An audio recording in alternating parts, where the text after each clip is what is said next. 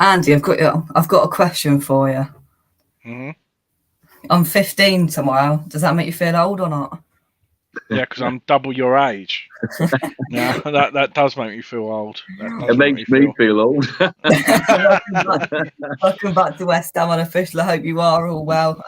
We're here for just anything could happen tonight, quite frankly. Hope you are all well. 3K subscriber special, and it's my birthday. I've titled it as, it's not my birthday today, that's clickbait. I like a bit of clickbait. It's actually my birthday tomorrow. But we're not going to talk about that yet. 3,000 subscribers. Thank you so much, firstly, every single one of you that supported me and helped me get to where we are now. It's nice to log on and see a 3 next to subscribers now, which is good. Not 3 subscribers, 3,000, which is nice. But I hope you are all well in the chat. I'm joined by a couple of guests to start with. Firstly, Andy, you all know him. How are you? Great, mate. To be honest, do you know what? I actually enjoyed the break of not going to the football. It was a long season, obviously, the amount of games what it was. Yeah. But watching it, I know we're going to talk about it in a second, but watching the Euros, that's what's got me excited again. And the fact that it's only 4 days away now, when we kick off again at London Stadium. So it actually is it's a good thing. I'm happy. It is, and it's 4 days until we get to see Craig Dawson again. Thank the Lord for that. We get to see Craig Dawson playing football again in 4 days' time. Well, we might not be though. I don't know if you've heard. So he's got a situation, I believe, with one of his kids is very ill. That's the reason why he's not been featuring. I've heard, this is a bit of an I've heard rumours. That's what it is. So that's why David Moyes has gave him some time off. I'm not lying. This is what I've heard. So that's the reason why he isn't. So obviously we wish Craig and his family well, and like you said, he hopefully will feature soon. But that's the main reason, I believe, why he's not been featuring in pre-season. Well, yeah, I didn't know that. Obviously, we wish Craig and his family all the best. Tonight also we are joined by former West Ham player Jimmy Quinn. Jimmy, how are you? I'm great, thank you. Good. Considering my age. Thank you very much. Thank you very much for coming on. Just before we head into the comments, we've actually got somebody else coming on, and this will make them feel old as well. It's a different joke, Chris. Don't worry. They've just announced the releasing of their goalkeeper, who's been at Leicester almost the whole of my life. Chris from Leicester Till I Die TV, right? Good evening, sir, and happy birthday for tomorrow. Thank you very much. Thank you very much. Can I say how honoured it is to be on this Childline special? On the what? Childline special. Very funny. But wow, Kasper Schmeichel was at Leicester for nearly my whole life. Yes. And you got plenty to say about his career, Chris, haven't you? He was good, wasn't he? I can't disagree, because I've been the one that's been shouting for him to go. Got a bit of money in. At the end of the day, he didn't have a good season last season. He's not as commanding as he used to be. Yes, he's a good shot stopper, probably one of the best in the league, but that's not all that a goalkeeper does. And Jimmy, and lovely to meet you, Jimmy, may remember this, that we used to have a goalkeeper, a bit of a World Cup winner. You had a few from 1966. We had the goalkeeper. You had the goal scorer. We had the goalkeeper, Gordon Banks. And we had an upcoming youngster that wanted more game time and said, look, I want to either, stay here and, Gordon Banks moves on, or I want to move on. So they let Gordon Banks, who was a World Cup winner, go and gave the position to a gentleman called Peter Shilton, who didn't have such a bad career himself either. So, we don't need to buy another keeper. Brendan Rodgers has come out and said that. We've got Danny Ward, 12 million from Liverpool. Great. He's never let us down when he's come on in the cup games. Hopefully he'll be the one that will stand up and come in and do the Premier League games for us. Of course, it gets a little bit of money in, but mostly it gets one out of the squad. We've got 27 men or 27 players in a 25-man squad that we've got to put forward, and that's why we haven't been making any signings. Well, that's brutal from Chris. There we go. He's wheeling them out at Leicester. He's just pushing them out, and they're gone. Let's talk about the women's Euros. And Jimmy, I want to come to you first. How good of a campaign and just an overall advertisement for women's football was that? Oh, it's absolutely brilliant. I remember 2009 when they got to the final, and it was interesting to hear some of their players saying that they used to have to do their own training in 2009. They have to do the extra running and everything else. But you can see the difference between the two sides, the 2009 side and the side that's obviously won the tournament this time. Much more professional, far fitter.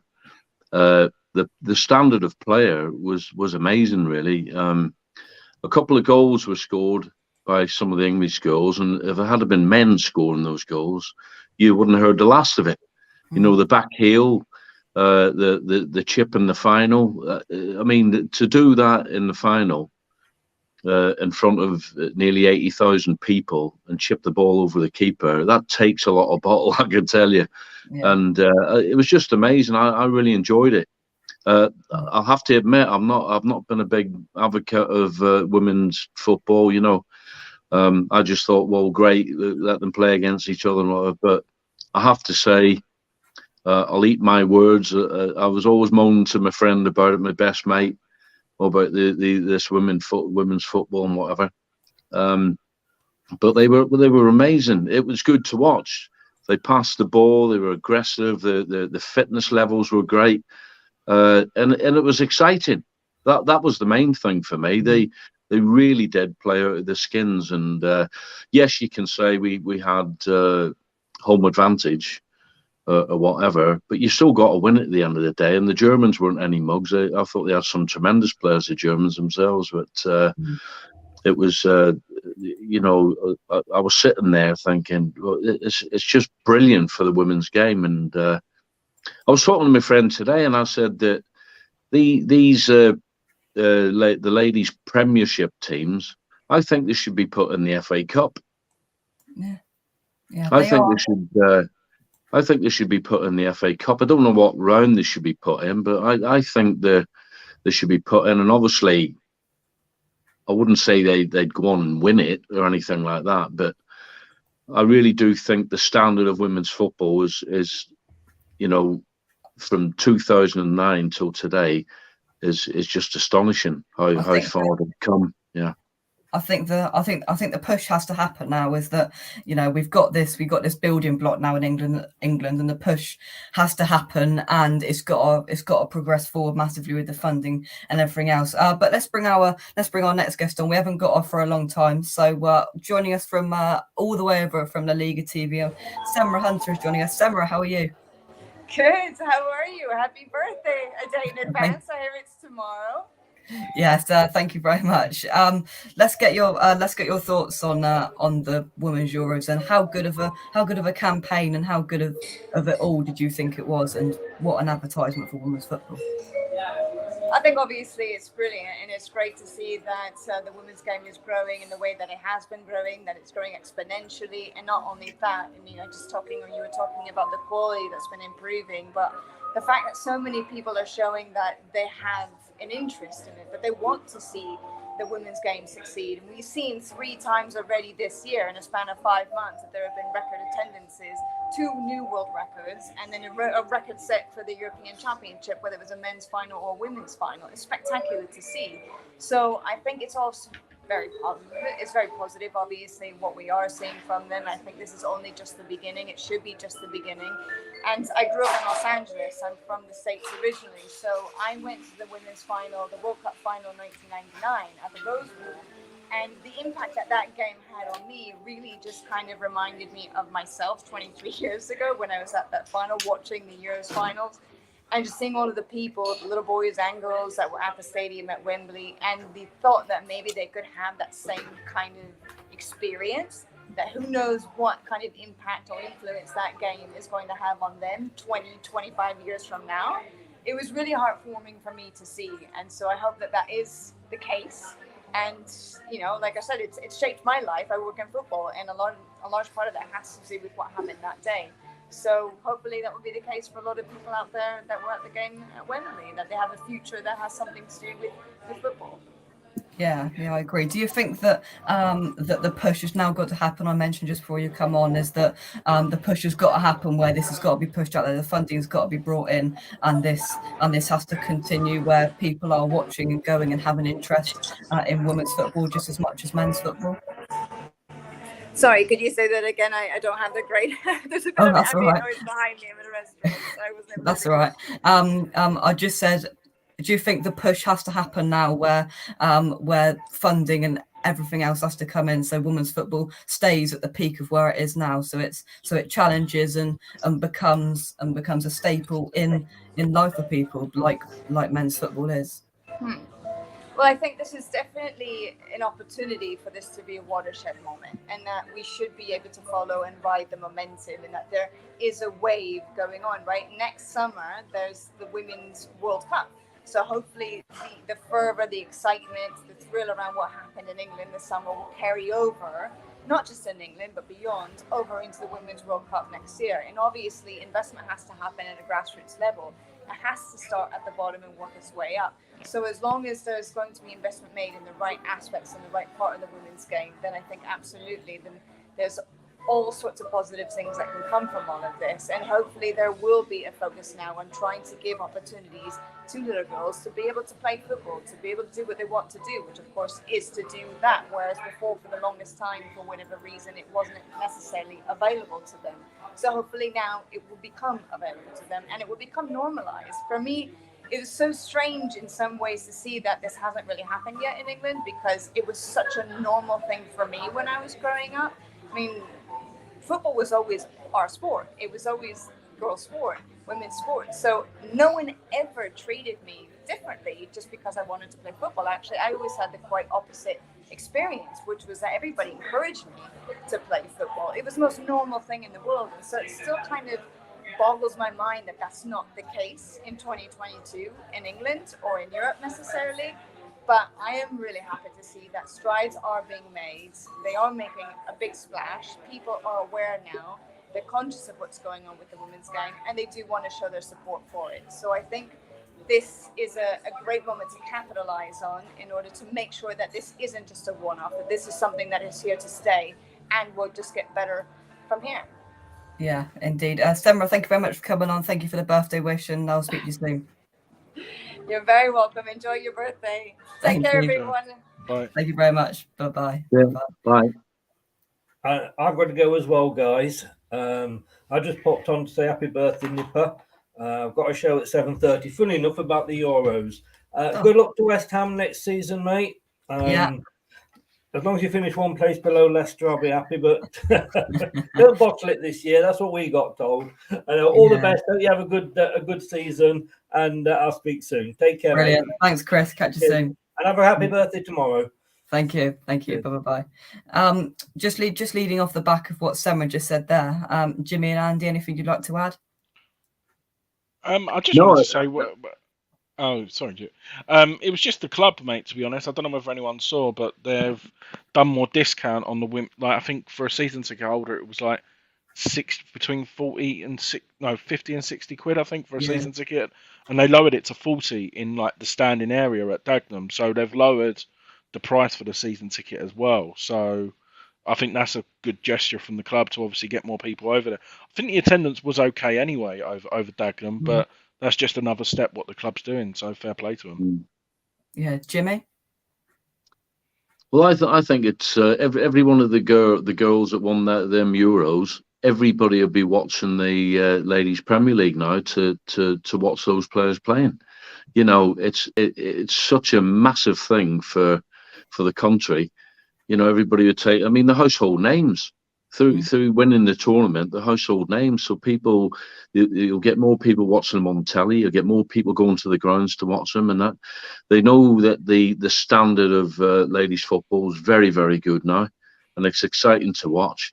And I have to say again, some of the goals that they've scored, it was absolutely brilliant. If men had scored the same goals, you wouldn't stop talking about them. But They were just absolutely brilliant. Everything, the organisation, the manager is obviously very astute tactically and everything else, but they played with the freedom and they showed a bit of skill. And as I say, if you watch the 2009 final and watch the final they've just won, you'll see the difference. You'll see how far ladies football's come on, and that's down to the coaching, the management, the way players do things themselves. Everything's obviously more based on full time. As I say, I remember Alex Scott was actually saying that she had to go out and do some road running to keep her fitness levels up for 2009. So it just shows you how far the ladies' game's come on. Yeah, 100%. Let's get a couple of more guests on. We're going to have another West Ham fan, then we'll have somebody spoil the party. Budgie, how are you? Good evening, Jake. Happy birthday to you, young man. Thank you very much. Thank you very much. We're gonna talk about some transfer stuff, because me and this man have many debates on Twitter. We disagree 9.5 times out of 10 on most things. He is from the other side, but we let him off because he's all right. Sean, how you doing, mate? All right? Yeah, I'm all right. Good. Who wants to start off by chucking something in there then, and we'll get cracking? Onana? Lovely. Pardon? Onana? Yeah, it's obviously the progression's happening well, apparently. I think he's a great still, and I'm not normally Sky's biggest fans on their transfer deadline show, because some people they got on there. But they made a very good point. I can actually see us converting into a midfield three with Onana, Souček and Rice. And they're saying that will allow Rice to express himself more, because in my opinion, he should be getting more goals and shooting more. And the fact that Souček and Rice have both got Onana behind them, I think we will see more players in the box and hopefully some more goals. Yeah, for sure. Quick fire, Budgie, do you think this does, like a player like Onana going into a midfield three, do you think that will stop the issue that we had at times last season where we were overrunning midfield? It's certainly going to help, Jake. There's no surefire end to problems.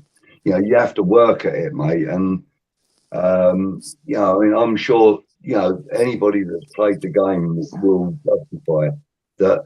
It's not about one player. It's about the team mentality. It's about the way the team pulled together.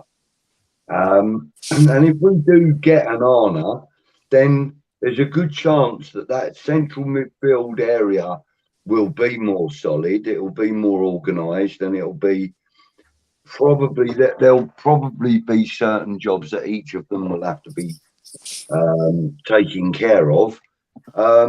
But you mentioned about Rice expressing himself a little more going forward and stuff, and I agree.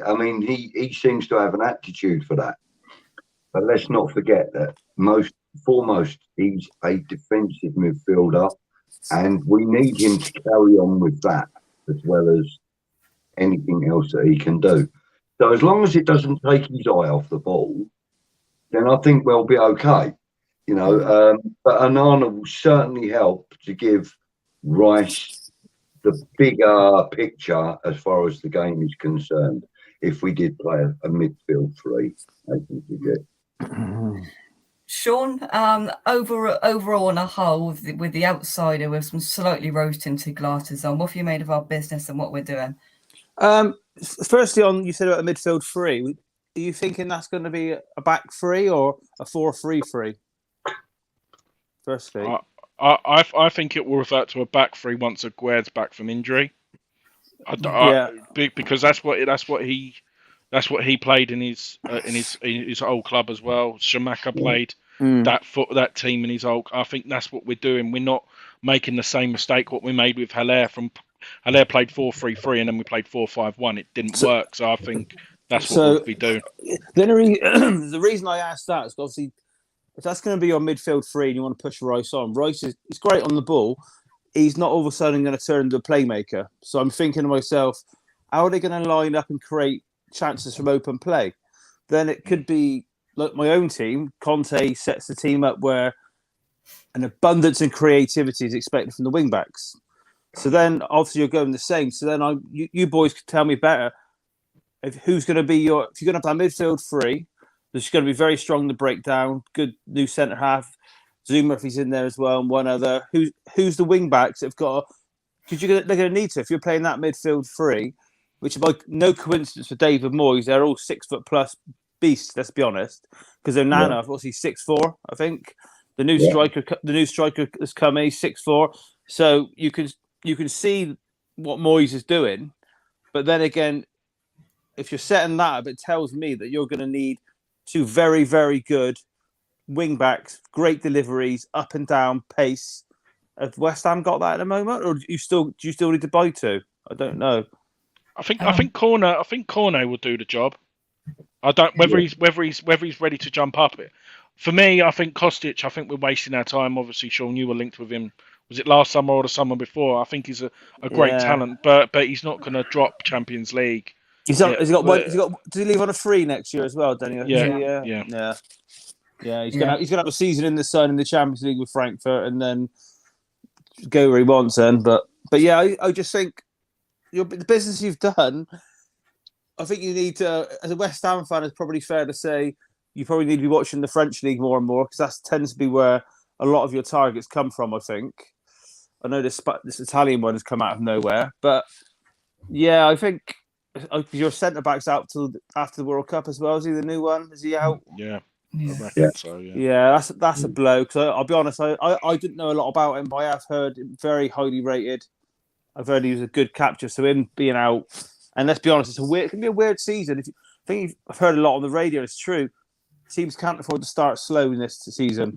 Because you get to the World Cup and you have, is it a 5-week break or something? 4-week break? Do you know what I mean? And then straight back into it then. And then some teams are going to find it very difficult to get going again. Yeah. So if someone, I just use West Ham for an example, say you start slow and then you go into the World Cup, and I don't know, say you're 5-6 points behind Leicester, Newcastle in 7th. It's possible. Then you got to get going. Then Rice comes back from a World Cup. It's a weird season, and don't be surprised if there's some weird results, weird league finishes. It's going to be a weird one. I think it'd be good. It'd be entertaining. Like, it's going to be endless football. I think the top of the table with the manager, even Ten Hag. I think there's just something about him. He's not a bit of a wetty like Solskjaer was. Do you know what I mean? You just sense there's a bit more about him. So I sense like the top 5 or 6. Well, I was including Arsenal until I'd seen the clips for this all or nothing thing he's got on Amazon. Now I'm thinking, what sort of man is that? But I think the top sides are going to be strong, and I think there's been a few seasons where, I'm not saying they're going to be as good as City, but I think the gap could be closer. Yeah. Jimmy, I'm going to come to you before I let you go. Overall on a whole, if the season started tomorrow, how would you rate our business and the position that we're currently in? It's difficult to say, isn't it? I mean, they've done a bit of business in there. I'm glad they've got the striker. I've had a little look at him, and he looks clinical to me, Scamacca. So we've been crying out for a centre forward for the last 2 or 3 seasons, haven't we? A lot's been put on the shoulders of Antonio, who's been playing up there a lot of the time on his own. So let's hope that this guy can come in and settle down and build up an understanding with the players that we've got, the Declan Rices, and I think that's important. You can't really expect too much too soon, but with people like Declan Rice in the team and some of the other lads we've got, he needs to settle in quickly and hit the ground running. Yeah. I'm really looking forward to it. I'm not at the game on Sunday. I'm away, but I think my first game this season is home to Brighton. But I'll certainly be watching the Man City game, and you never know. I think it's a good game to start with, you know, because usually we've met Man City halfway down the season when they've got probably 10 or 12 wins under their belt, you know. So it could be a good thing, and I just hope that the new players that we've got will settle in. And I know I've seen some of the pre-season games, and we've done well in some of the games, and other games that he's played some of the young lads and whatever, and which he needs to do because they need game time, they need some experience. I understand that, but it'll be interesting to see what the final lineup is on Sunday. Yeah, for sure. Budgie, I'm going to let you go because I know you're coming back a little bit later on, but thank you so much for coming on. No problem. It's a pleasure to meet you again, Jimmy, and lads, nice Cheers. to see you Same to both. Jake, again, happy birthday, mate. I'll see you in a little while. Thank you very much. Thank you very much. And Sean, I will see you in about a few days' time for a Premier League roundup when we're talking about Spurs who've lost and West Ham who've beat Man City. Okay, mate. Have a good one. Look after yourself. Take care, Sean. Cheers. Thank you very much. Bye-bye. I'm now going to bring on a very special guest. Please, everybody, welcome Nicola Caton. Nikki, how are you? Hiya, and happy birthday for tomorrow. Thank you very much. Thank you very much. How are you keeping, Nikki? Not too bad. Happy to be here. Thank you. Andy, anything you'd like to say or add there? Oh no, it's just a good time. Like you said, the summer's been it's been long, but it's just getting back to the routine and stuff like that. But no, obviously Nicola here as well. Obviously, it was a pleasure to meet you again. And like you said, I'm glad with what you're doing behind the scenes as well. I know we're friends on Facebook, and it's a pleasure to meet you again. Hiya. We're also going to bring on Danny Fenn, the bowling poet. Danny, how are you? I'm well, thank you, Jake. Happy birthday for tomorrow, mate. Thank you very much. How have you assessed our business so far? We've almost spent the big bucks slightly, I suppose you could say, Danny. Jake, I'm going to be honest. I can't even pronounce half of their names. I've been so wrapped up in work lately. I couldn't tell you. All I know is my missus see that new fella. What's the tall fella's name? I can't even pronounce it. Skamaka. Yeah, and she actually see him at work, and she took a picture of him as he walked out. And I know she says he's a bit of a looker. That's all I know. Yeah. Very good, Danny. Very good.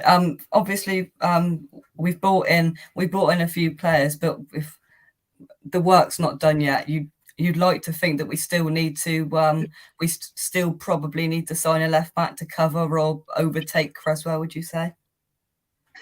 You asking me that? Yeah, definitely. I've never been a big fan of his, although last season was probably his best season in a long while. I think, Andy, I think in terms of Cresswell, it's difficult, isn't he? Because he's been good, but then he can have bad moments, can't he? Yeah, no. I think, like you said, everyone had their frustration last year, obviously, with his sending off and everything what he's done, but he's been a great servant for the club. He's been a great servant, and I think the one thing is when you get older, you lose pace, and that's the unfortunate thing about him. But I think if we get someone else in, the fact that we'll be playing less games as well, I think that'll be a good thing, and his experience, especially I think he'll probably be the captain for a lot of the Conference League games, especially the group stage, and hopefully we get through that. Yeah, for sure. Andy, I'll catch you later on. Thank you very much. No worries. Take care. Bye-bye. Bye. Nicola, Isla's been at the top of our screen ever since we lost her a few months ago. How would you like her legacy to be remembered and for the people watching? Well, funny you should say that. I've just had a meeting actually today with my local MP to try and get a street named after her. Oh wow. So yeah, I just want something. I would really love something over West Ham, but obviously Isla wasn't a player, so it's not like very likely. But it would be lovely to have something lasting, so it keeps her legacy going. I am in talks with West Ham at the moment about lighting the stadium up gold for September, because September is Childhood Cancer Awareness Month, and that's not just for Isla, that's for all the children. You know, if we can get all the football teams to take part, even the small ones, big ones, it would do a huge amount to stop the subject being such a taboo subject. Because unfortunately, we see cancer everywhere, but when it's children, people don't want to see it. And I was one of those people, you know, it was just too upsetting, but it doesn't seem to care who you are or where you come from. If it's going to happen, it's going to happen. So I think with Isla being so sort of in the press and so loved by everybody, it would be great to carry her name on in such a positive way and do some good. Oh yeah, definitely 100%. In terms of that, you know, with West Ham, I'm sure you can't thank them enough for what they've done, and you know, people as players, and I always think of Robert Snodgrass when I think of it, who came out to see you in Spain a few years ago, when he was a fantastic player for the club, but a lot of people remember him from West Ham, from what he did off the pitch, from what he did with Isla. How grateful have you been from West Ham support? So I still actually speak to Robert. He's kept in touch, and he's one of the sort of people that have been permanently in touch. You know, you lose touch with other people. Yeah. He's always been in contact, even at Christmases and so forth. And he's my favourite player, but we won't tell anyone. But yeah, no, I'm really grateful. My biggest gratitude goes to all the fans, because we're a family. It doesn't matter how far away we are from each other. I think the whole heart of West Ham is a family team. And as much as I'm grateful to the club, I'm more grateful to all the fans and the fans all over the country from other teams as well, because lots and lots of people got involved with Isla. But obviously, I'm born and bred in Stratford, where now West Ham is at home. And as much as I live in Essex, I'm an East End girl. So, yeah, I'm just grateful to everybody for everything, but mainly the fans, because that's who helped us the most, and they've never left my side throughout this journey. So, yeah, I'm really grateful. Yeah, for sure. Danny, I can see you were nodding your head there. In terms of a fan base on a whole, it's just, you know, everybody has taken Isla in, and it is so nice for the family and Nicola to see that, you know. Yeah, Nicola hasn't. She knows she hasn't got to thank anyone. Everyone done it because little girl just. I don't want to start getting all silly now and emotional, but because I'm very, I'm absolutely knackered, and the more tired I get, the more emotional I get. But Isla moved us all, Nicola and Michael. They moved all of us, and Nicola knows she helped me even when I was ill. So Nicola helped me. She gave me advice when she really had enough on her plate. And Isla lifted me without even knowing it, and not just me. She lifted a lot of people who was going through all different things, thinking that I know people, I suppose all I like to say, was very down mentally, in very, very bad mental states. And they said they'd look at a video of little Isla, and it made them think to themselves, you know what, not pull yourself together, because that's the wrong thing to say. But it made them realise no matter what you're going through, there's always someone worse. And unfortunately, that poor, beautiful little girl and that family went through that. And we all felt it with them, but we could never feel, and even now, the added pain that they must have. Sorry, Nick, for going on. No, thank you very much. Nicola, is there anything else you'd like to say to the people watching and everything else before I let you go? No, just thank you for the love and support and the continued support as well with me, because obviously, like myself and Danny are friends. So, but we met through this campaign, and you know, I just think like you don't answer the phone to me no more, though. You always ring me when I'm busy. You won't visit because you're scared of my dogs. That old chick. Yeah, no, I ain't coming near him or her. Sorry, is it him or her? Very large, my puppy. But no, I'm just so grateful to everyone, and I'll continue to be grateful for your support, because obviously now I'm 6 months in, and actually it's probably getting harder than it was at the beginning, because I was very numb. So to continue to support and love for Isla just sort of gets me through each day. So thank you to everyone. No, thank you very much. Nicola, you're an inspiration to us all. And thank you very much for coming on. Thank you. Have a lovely birthday tomorrow. Thank you very much. Thank you. Bye. Take care. Take care. Bye bye. If we just get back a little bit to West Ham, and Jimmy, I'll come to you. In terms of the season ahead, do you think we have hope of getting into those European positions again with the current position that we have? I don't see any reason why we can't, considering the last couple of seasons, the form that we've shown. We've got a new striker. I think Man City and Liverpool will still be the two teams to beat. They'll be at the top without a shadow of a doubt, and then I think it's open to the rest of them. The rest of the teams to get into those top 5 places. I just hope that Scamacca can, as I said earlier, hit the ground running. I've had a look at some of the videos, some of the goals he scored. He looks clinical to me, but so did Haller when he came. Haller actually started very, very well, and then for whatever reason he went off the boil. But as I say, if he settles in well and he gets used to his teammates, as quickly as possible, he could be a great addition to the squad and take a bit of pressure off Antonio, who we've depended on for the last 2 or 3 seasons. That's for sure. Oh, definitely, 100%. Let's bring in a man who I'm hoping is going to be playing those uncopyrighted tunes tonight. DJ Rusty B, how are you? Yes, Jake. Happy birthday for tomorrow, and well done for 3,000 subscribers. Well done for 3,000 subscribers as well, mate. Very good. Dan, hi, Jim. How are you doing, mate? We good? Yeah, good. Thanks. Are you at the Jim? Are you doing your ambassador thing on Sunday? No, I'm not there this Sunday. My first game is Brighton. Okay. All right. Okay. All right. You can blame my wife on that. It's my anniversary. Unbelievable. The forefront of not planning a wedding. well, to be fair, now for the first game, Russell's got a whole list of people. I'm not going to be able to see him now for another 2 weeks. Oh, I'm not going to be able to see him. Crikey. Oh, well, it's Sunday, you see, so it'll be a nice roast dinner for all the ambassadors. Yeah.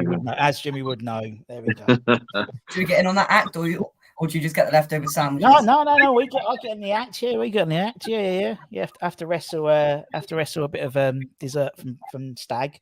Yeah. Stag and Robbo. They like their Brian. Desserts. No, it's good fun. It's good. It's always good banter, and it's like, particularly last year, there was, when we had the big European games. I know we as fans feel excited, but you can tell when because you go into the press lounge and all the ambassadors are buzzing. They're all laughing and jostling for the big games as well, so they're up for it. And particularly, it wasn't it? It was just the atmosphere in the press room, let alone everything else. And it's and it kicks off on Sunday. Thank God. Oh dear, I've been like like that. I don't know what to do with myself, and so at least I can got the weekends back again now. So so she can't get all the chores, which is good. But yeah, you've got your escape and you've got your reason to just say hello to another 20 ex-players on a match day. Why not? Oh, I love it. Yeah, it's great, and it'd be good to get back to the stadium and see all the new players. Although I don't think we'll see any of them starting off, to be honest.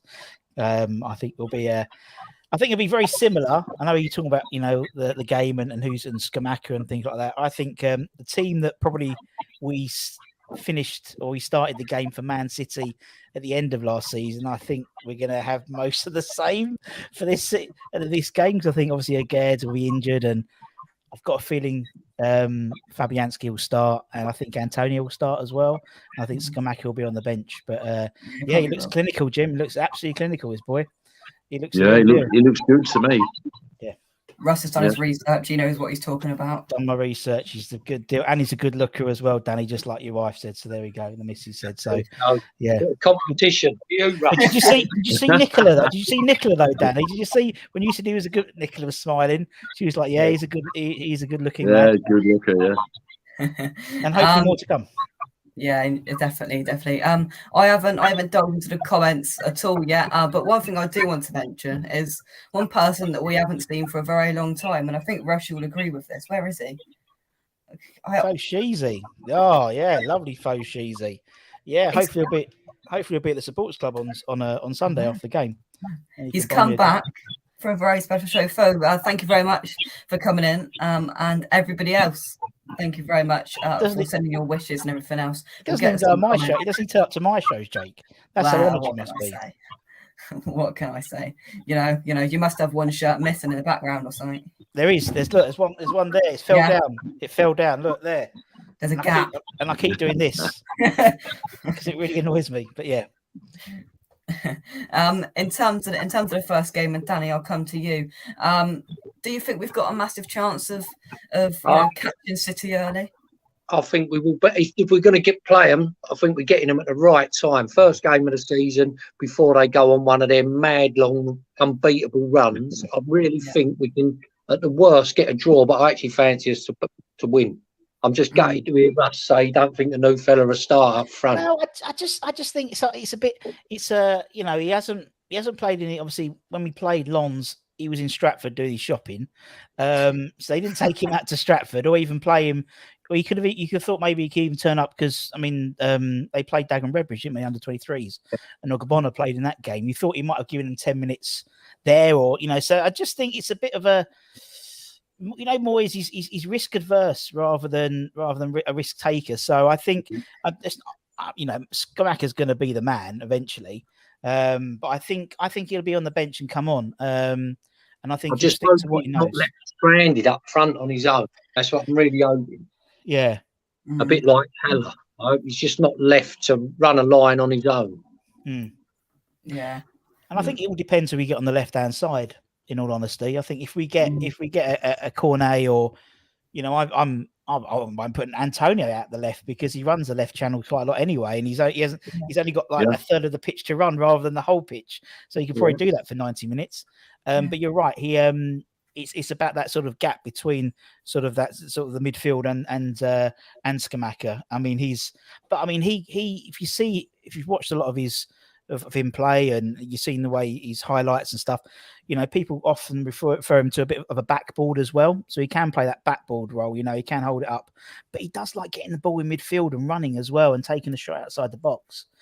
So you'll see, I'm pretty sure this season we'll see one or two goal of the month contenders from Scamacca this season. He likes a shot outside the box, and he's got it all. Honestly, the boy's got it all. 6'5" as well. Another 6 footer. If we get an Arna, he's 6'5" as well. That would be 8 over 6 foot players in potentially the starting lineup. Like Ogbonna or at least 7 because for 4 of them centre backs. But it's you can see what Moyes is trying to do in terms of this has got his, now it's almost like he's got his hands on the team he wants now. So it's like he's molding it in terms of his likeness, and it is physical, it is intimidating, but they've all can play, I'll tell you what, though. Great player. I'll tell you what, that courageous mind down there, you've done your research. I always do my research, Jake. I have to do my research. If I don't, I can't pronounce any of the names. Like Danny said, but I just think but we need that left-hand side now. We need to get I was gutted we didn't get Kosic. I think I'm gutted because I think he's got a real good delivery on him. And as you said, Creswell's coming to the end. It's that left-hand side that just worries me a little bit this season. But he seems to have identified players. He's sorted out the centre-back issue with again, unfortunately, got injured. Happens quite a lot to us, doesn't it? We buy players and they get injured in the first training sessions or stuff. Yeah. And then he's sorted out the striker. He's sorted out the goalkeeper situation. He's sorted out the sort of hopefully soon he's sorted out that sort of midfield anchor we miss when Declan's a bit tired or Souček. They don't have to play all the time. So now it's just the left side, I think, next. So hopefully someone like Cornet will come in and do the job. He'll be entertaining. Exactly. Jimmy, do you have that fear, being a former striker, that we could have the same situation with Haller with a player like Scamacca, or do you think this is a completely different kettle of fish with the Italian? No, it looks different to me. He scores all different types of goals. He's good in the air. His heading ability is fantastic. Some of the goals I've seen, it really took the eye. He looks clinical to me. So from that point of view, it's whether he gets a service. It's if he is playing. I agree with everybody else. I don't think he'll start the game on Sunday, but I think David Moyes will sort of gently bring him into the team whenever. But he looks decent, and you never know, it might spark Antonio again to go on a run, because he went off the boil a little bit to the second half of last season. It's just great to have another striker, another option, you know, and it gives him the option of obviously playing two strikers. Yeah. Which I'm not being funny, but the more goal scorers you've got on the pitch, the better chance you've got of maybe winning a game. So, you know, we're all talking about just using one striker up front. You know, the three centre backs, the wing backs, and three in the middle as well. But you don't know. He may sort of be drumming into lads to change the formation a little bit, and could be an exciting season. You know, he looks a tremendous player, and I think when you get a player like that into the squad, it gives everybody else a lift as well. Yeah, I mean, and I'm glad we're playing Man City on Sunday. Like Danny said, it's a great opportunity. We should have beat them the last time we played them. Yeah. We let them back in the game, but I'm really looking forward. I'm in Tenerife on Sunday for my anniversary, by the way, but I'll be watching the game. Your anniversary then. Yeah. So you're in the good books for that, Jimmy. Well done. Yeah. Ready for the season. Ready for the season. That is brownie points. That's yeah. I've got no say in the matter, chaps. How many years? What anniversary is it? Sorry? What anniversary? Seventh. 7. Yeah, I've been married before, Danny. I'm good at getting women, but it's hanging on to them's a problem. On that note, you was a poet. You wrote a few poems as well, weren't you? I've read a few of your poems. Not as good as yours, Danny. No, but I've seen you do a few poems, haven't you? Yeah. I've done a couple for Billy, one for Billy Bonds and one for Bobby Moore, as you've probably seen. But yeah, I'm pretty proud of them, actually. I mean, I'm not your stand. Your poems are absolutely out of this world. It's fantastic. Yeah, I was just I've written a book. It hasn't come out yet, and I just intend to put a few poems and different things in the book as well. So yeah, I'm pleased with the couple of poems that I've done. And incidentally, I did the Bobby Moore one. I had it framed and put in the frame with the poem, and I give it to Dan Francis to give to Nicola for Isla. You know, I'm talking about this was two years ago. So I hope she's. I didn't speak to her obviously there, but I hope she ended up getting it. But I'm sure she did. Yeah, I'm sure she did. I'm sure she did. Yeah. Russ, have you wrote a book, or do you write poems or anything, or is it just us two that are out of this? You know? No, I don't. No, I haven't. No. Oh, well, that makes two of us, doesn't it? Yeah, makes two of us. Right, let's play a bit of bingo. How many goals is Scamacca going to score next season, Danny? I'll go for 14. Oh, I'm going to go 13. I'm looking for some. 13. I'm looking for some. Russ.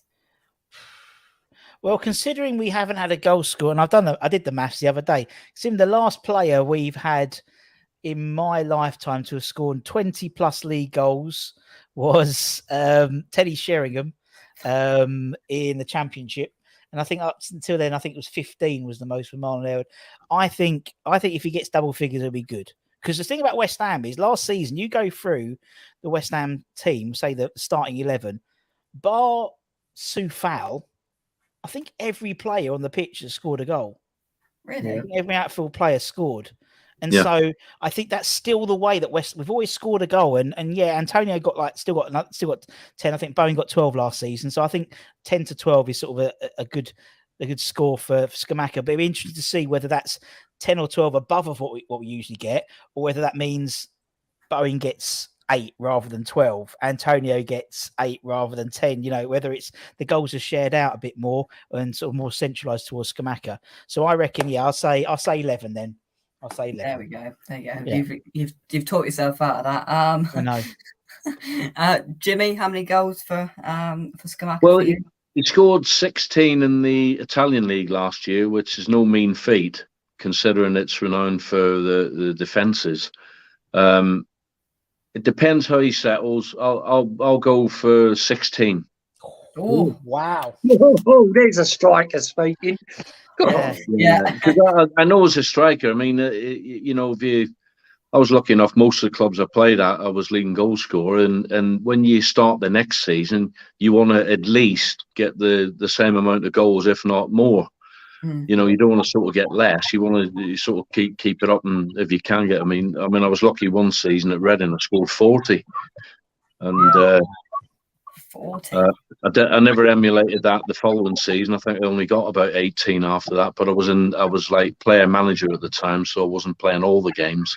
But I think as a striker, if he scored 16 last year in Italy, he should be more than capable of getting a few more than that in the Premier League.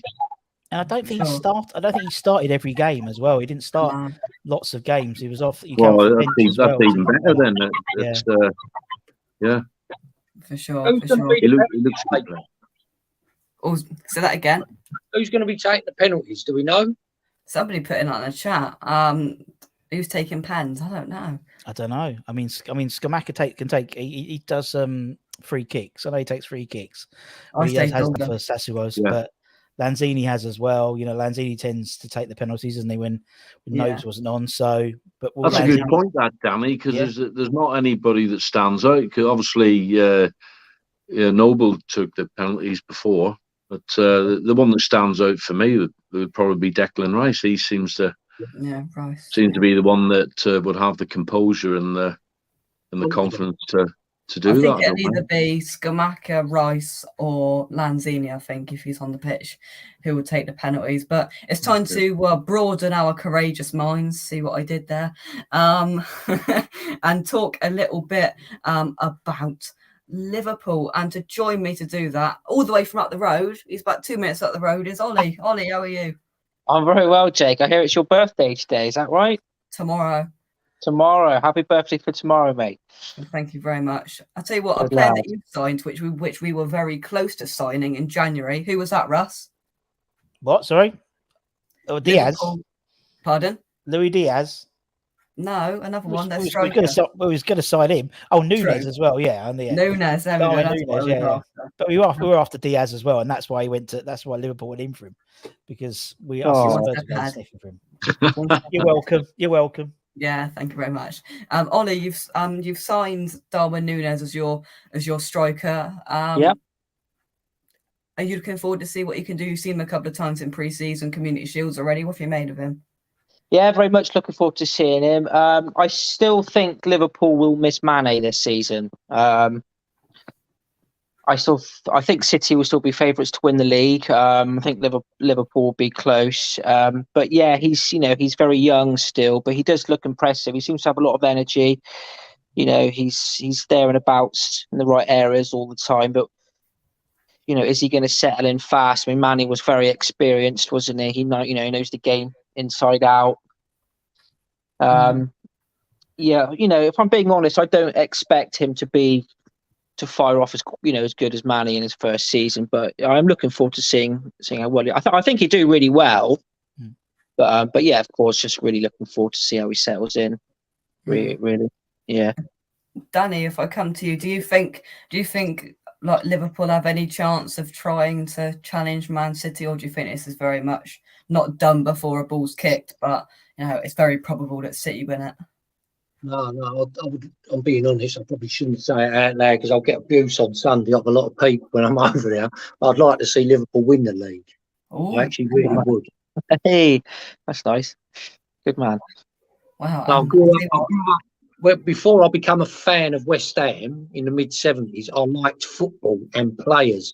And I liked Kevin Keegan and John Toshak, as well as Trevor Brooking and players like that. And then I started, obviously, supporting West Ham. But I've always had, I'll just leave it there, a soft spot for them, shall we say. But I would like to see Liverpool win the league. I really would. They do get a lot of stick off other fans and what have you. I like the way and also my niece has just moved up to Liverpool as well. So... constantly in your life, but penny in the meter, Russ. Jimmy, same question. Do you think that there could be a possibility that they challenge Man City? Oh yes, of course. I think that they've got the best manager in the country. I know Guardiola's a decent manager, but I just love Jurgen Klopp. I just think everything about the guy, the way he conducts himself, his interviews, the way you can see the players run through a brick wall for him. And like Danny says, I'd love Liverpool to win it. You know, from the aspect that you don't want the same team winning the league all the time, do you? You know, just keeps a bit more interest. But I don't think they'll be far away, Liverpool, because after the game last week where they ended up beating Man City 3-1, not sure whether Hagelin will do as well in this country as he did in Germany. He looks like an old-fashioned centre forward, much in the same ilk as myself, where he's more of a target man, more rather than sort of skill. I know he's got a bit of pace, but I don't think the defences in the Premier League push up that far to let people run in behind him anyway. And a lot of the goals that I've seen him score in Germany, he's like run beyond defences from the halfway line and got in and finished well. But I think it's a different type of football in this country, and I think as good as he is, I don't think he will score as many goals as he did over there. No, I don't I think completely agree with Jimmy there. I was watching that Charity Shield game, and the amount of times he was on the last defender and he was looking to go, and realistically, if the ball would have gone through him, he'd have been one-on-one with the keeper. But Man City done what they always do, backwards, forward, which is lovely to watch when it's on its sort of day. But I'm just not sure if he's actually going to be the perfect match for Man City, to be honest with you. As good as he. Well, he won't be in the first game because he's gonna get clattered for one thing. But Danny, I'm gonna let you go. Thank you very much for coming on. You're welcome. Have a lovely birthday, Jake, tomorrow. Thank you very much. Yeah, I will enjoy it. That's for sure. Liverpool fan, Jimmy. It's a pleasure chatting Cheers, to you. Danny. Nice to meet you, Jimmy. Take care, man. Good luck for the season. Bye. Jimmy, if you've got to go, please let me know. But should we? Yeah, should we I'll have to shoot, Jake. Just wishing you a happy birthday for tomorrow. Brilliant. Good luck, mate. You deserve it. Tell me what your dad's bought you for your birthday. I will. West Ham shirt. Thank you very much, Jimmy. All the time that you come on, you're fantastic, and thank you very much for giving up your time tonight. Yeah, lovely to see you all. Cheers. Thank you. Bye. Right, let's get a new influx. Let's get some new blood into this. But before we do, I've got a joke about a comment, but I've got to find the comment first. So we're just going to waste a bit of time first. Well, you waste, and I'll talk about why I like Jurgen Klopp because go on then. Because Jurgen Klopp is one of the only managers I know in the Premier League who watches the other team warm up pre-match. Does he? Yeah, he does do that. Yeah, he does that. He doesn't even Every pay time. attention. He stands right, and he's quite intimidating. Really, he stands right in the centre spot and just faces West Ham during warm up. Doesn't even look at every team. He does it. Yeah, he's better. I know, but obviously I see it at West Ham, so that's right. So literally, he would do it, and he's the only one that does it. And I know that like Moisey does it. It's starting to do a little bit now, but literally, it surprises me that no other manager does it. You know, having a look, seeing who's got a knock or who's not playing. Have you found it? I'm stalling for you, Jake. You found what you're looking for? Yeah, thank you. I found it. And it is not that one either. Oh, it's skipped. Right, there we go. Any news on the third kit? Russ, can you look on your wall behind you? Have we found it or not? It's gonna be that one. Oh, flipping out. 1965 shirt. Yeah. No, I think it's the white one, isn't it? It's going to be white, isn't it? It's getting white with orange. That's what I've seen. But I don't know. I don't know. You're in it. You've made it. Yeah, it's courageous minds only. That's yeah. Yeah. Just before we carry on, a huge thank you to Mark for the £10 super chat. Happy birthday, Jake, for tomorrow. Come on your minds. Thank you very much, Mark. Thank you very much indeed. I will enjoy it tomorrow. But we've actually got another Liverpool fan to help out Ollie. 2-on-2. Yeah, 2-on-2. Conway. Oh, I haven't met this one. I have met him once. Yeah. You right, Paul? I'm well. How is everyone? Yeah, not bad. Well, Not bad. And also, it's going to go 3-on-2. Russ, are you ready? Nice. He's ready. Are you ready? Dookie boy. Good evening, all. You all right? Evening. I am. Yourself? Yeah, I'm all right. I'm all right. Right, let's do an ultimate West Ham versus Liverpool debate. Right. There's not really much of a debate. Let's I be mean, honest. there's not, is there? But we're going to roll with it because it's Let's be honest. We know when we're beaten, innit? But yeah. Yeah, out of the many occasions, Paul, should we talk about the 3-2 at the London Stadium? Well, to be honest with you, that's the only game Liverpool played last season that they actually deserved to lose. So you've got to take something from that. They actually deserved to lose that game. West Ham were better. No other team, I think, over 90 minutes actually outplayed Liverpool. Yeah. But West Ham certainly did that day, and they deserved to win it. And yeah, they don't lose many. I think that's obviously a couple last season. In a few seasons before, it was one, and we had a 3. But yeah, absolutely. So you say whether the season, whether there's, as your man was saying, whether there's over a season, whether there's much competition for the likes of Liverpool and Man City from West Ham, but what they've achieved, West Ham, in the last few years has been fantastic, and it'd be great to see them challenging for Europe up there again, I think. And sure, of course, yeah, and also a penny and a meter, Duke. Kids playing Fortnite, that's what that is. Very, very swift exit. Yeah. Fortnite. I'm playing Fortnite, Dad, on the internet. Yeah. He's 8 years old, behave. All right, fair enough. Kids these days, honestly, days listen, mobile phones. I'll tell you a story one day, Russ, of when I walked in and I went to search something on YouTube on the telly, and some of the YouTube, shall we say, searches left. You knew he was my boy. I'll leave it at that for now. You knew he was my son. Do you think, Ollie, if I come to you, Jurgen Klopp was one of the best managers in the world? Yeah, I think he is the best manager in the world. I mean, you only got to look what he's done net spend with Liverpool compared to what Guardiola's done with City. I think we've been unlucky not to win the league. Only once. I think we come last season. I think we drew against Brentford, or a couple more games. I think it was like that where we should have won. Yeah, Brentford and Brighton. Yeah, 2-0 Brighton. That's right. And of course, what was his name? Was it Rodrigo handballed against Everton, wasn't it? That could have been different. You could have seen us crowned champions at least 2 or 3 times, and he spent such little money. If you look at the way he's, some of the players he's brought in for little prices, he's just unbelievable, isn't he? He really, really is.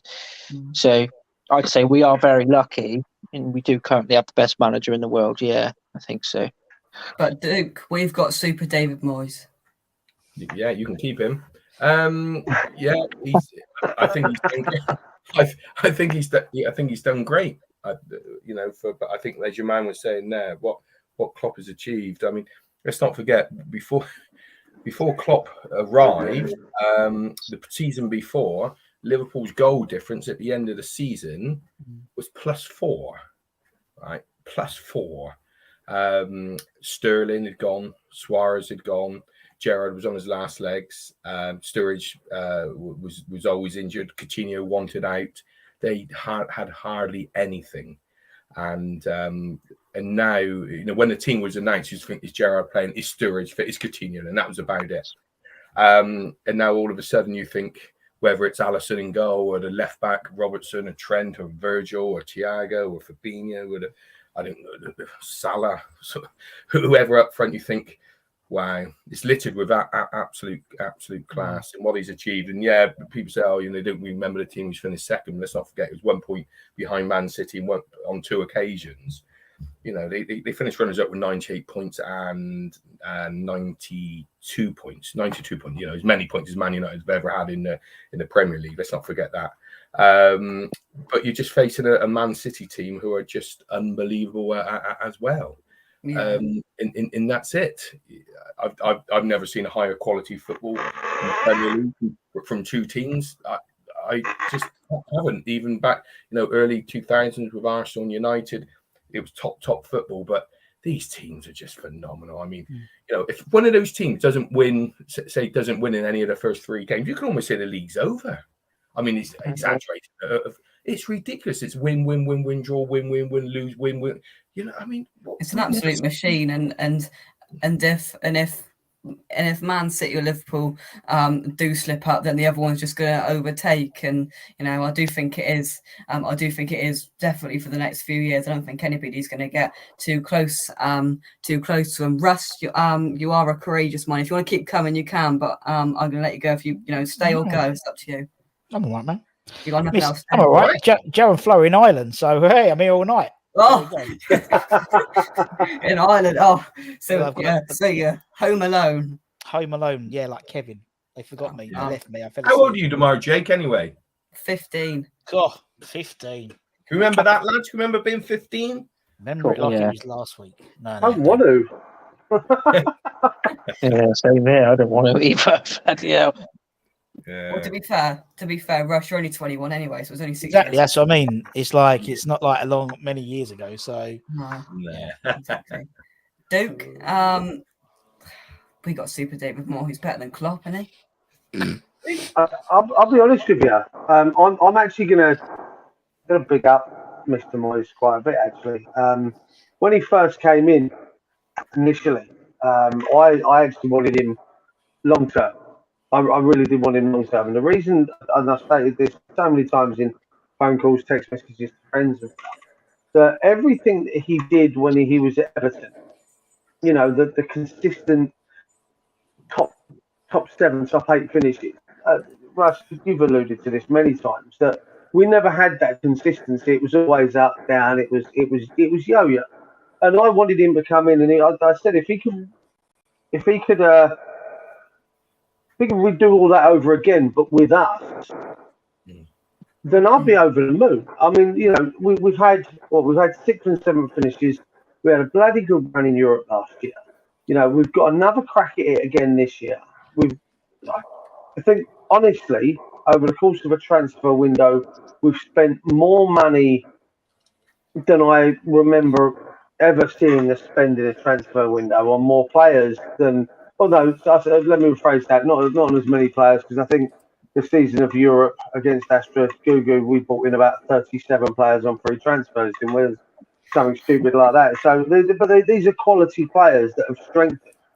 And it's exactly the reason I wanted Moyes to stay the first time round. If he could give us, and he has, let's be honest, these last 2 seasons have been reminiscent of his Everton seasons. He was on into nothing when he went to United.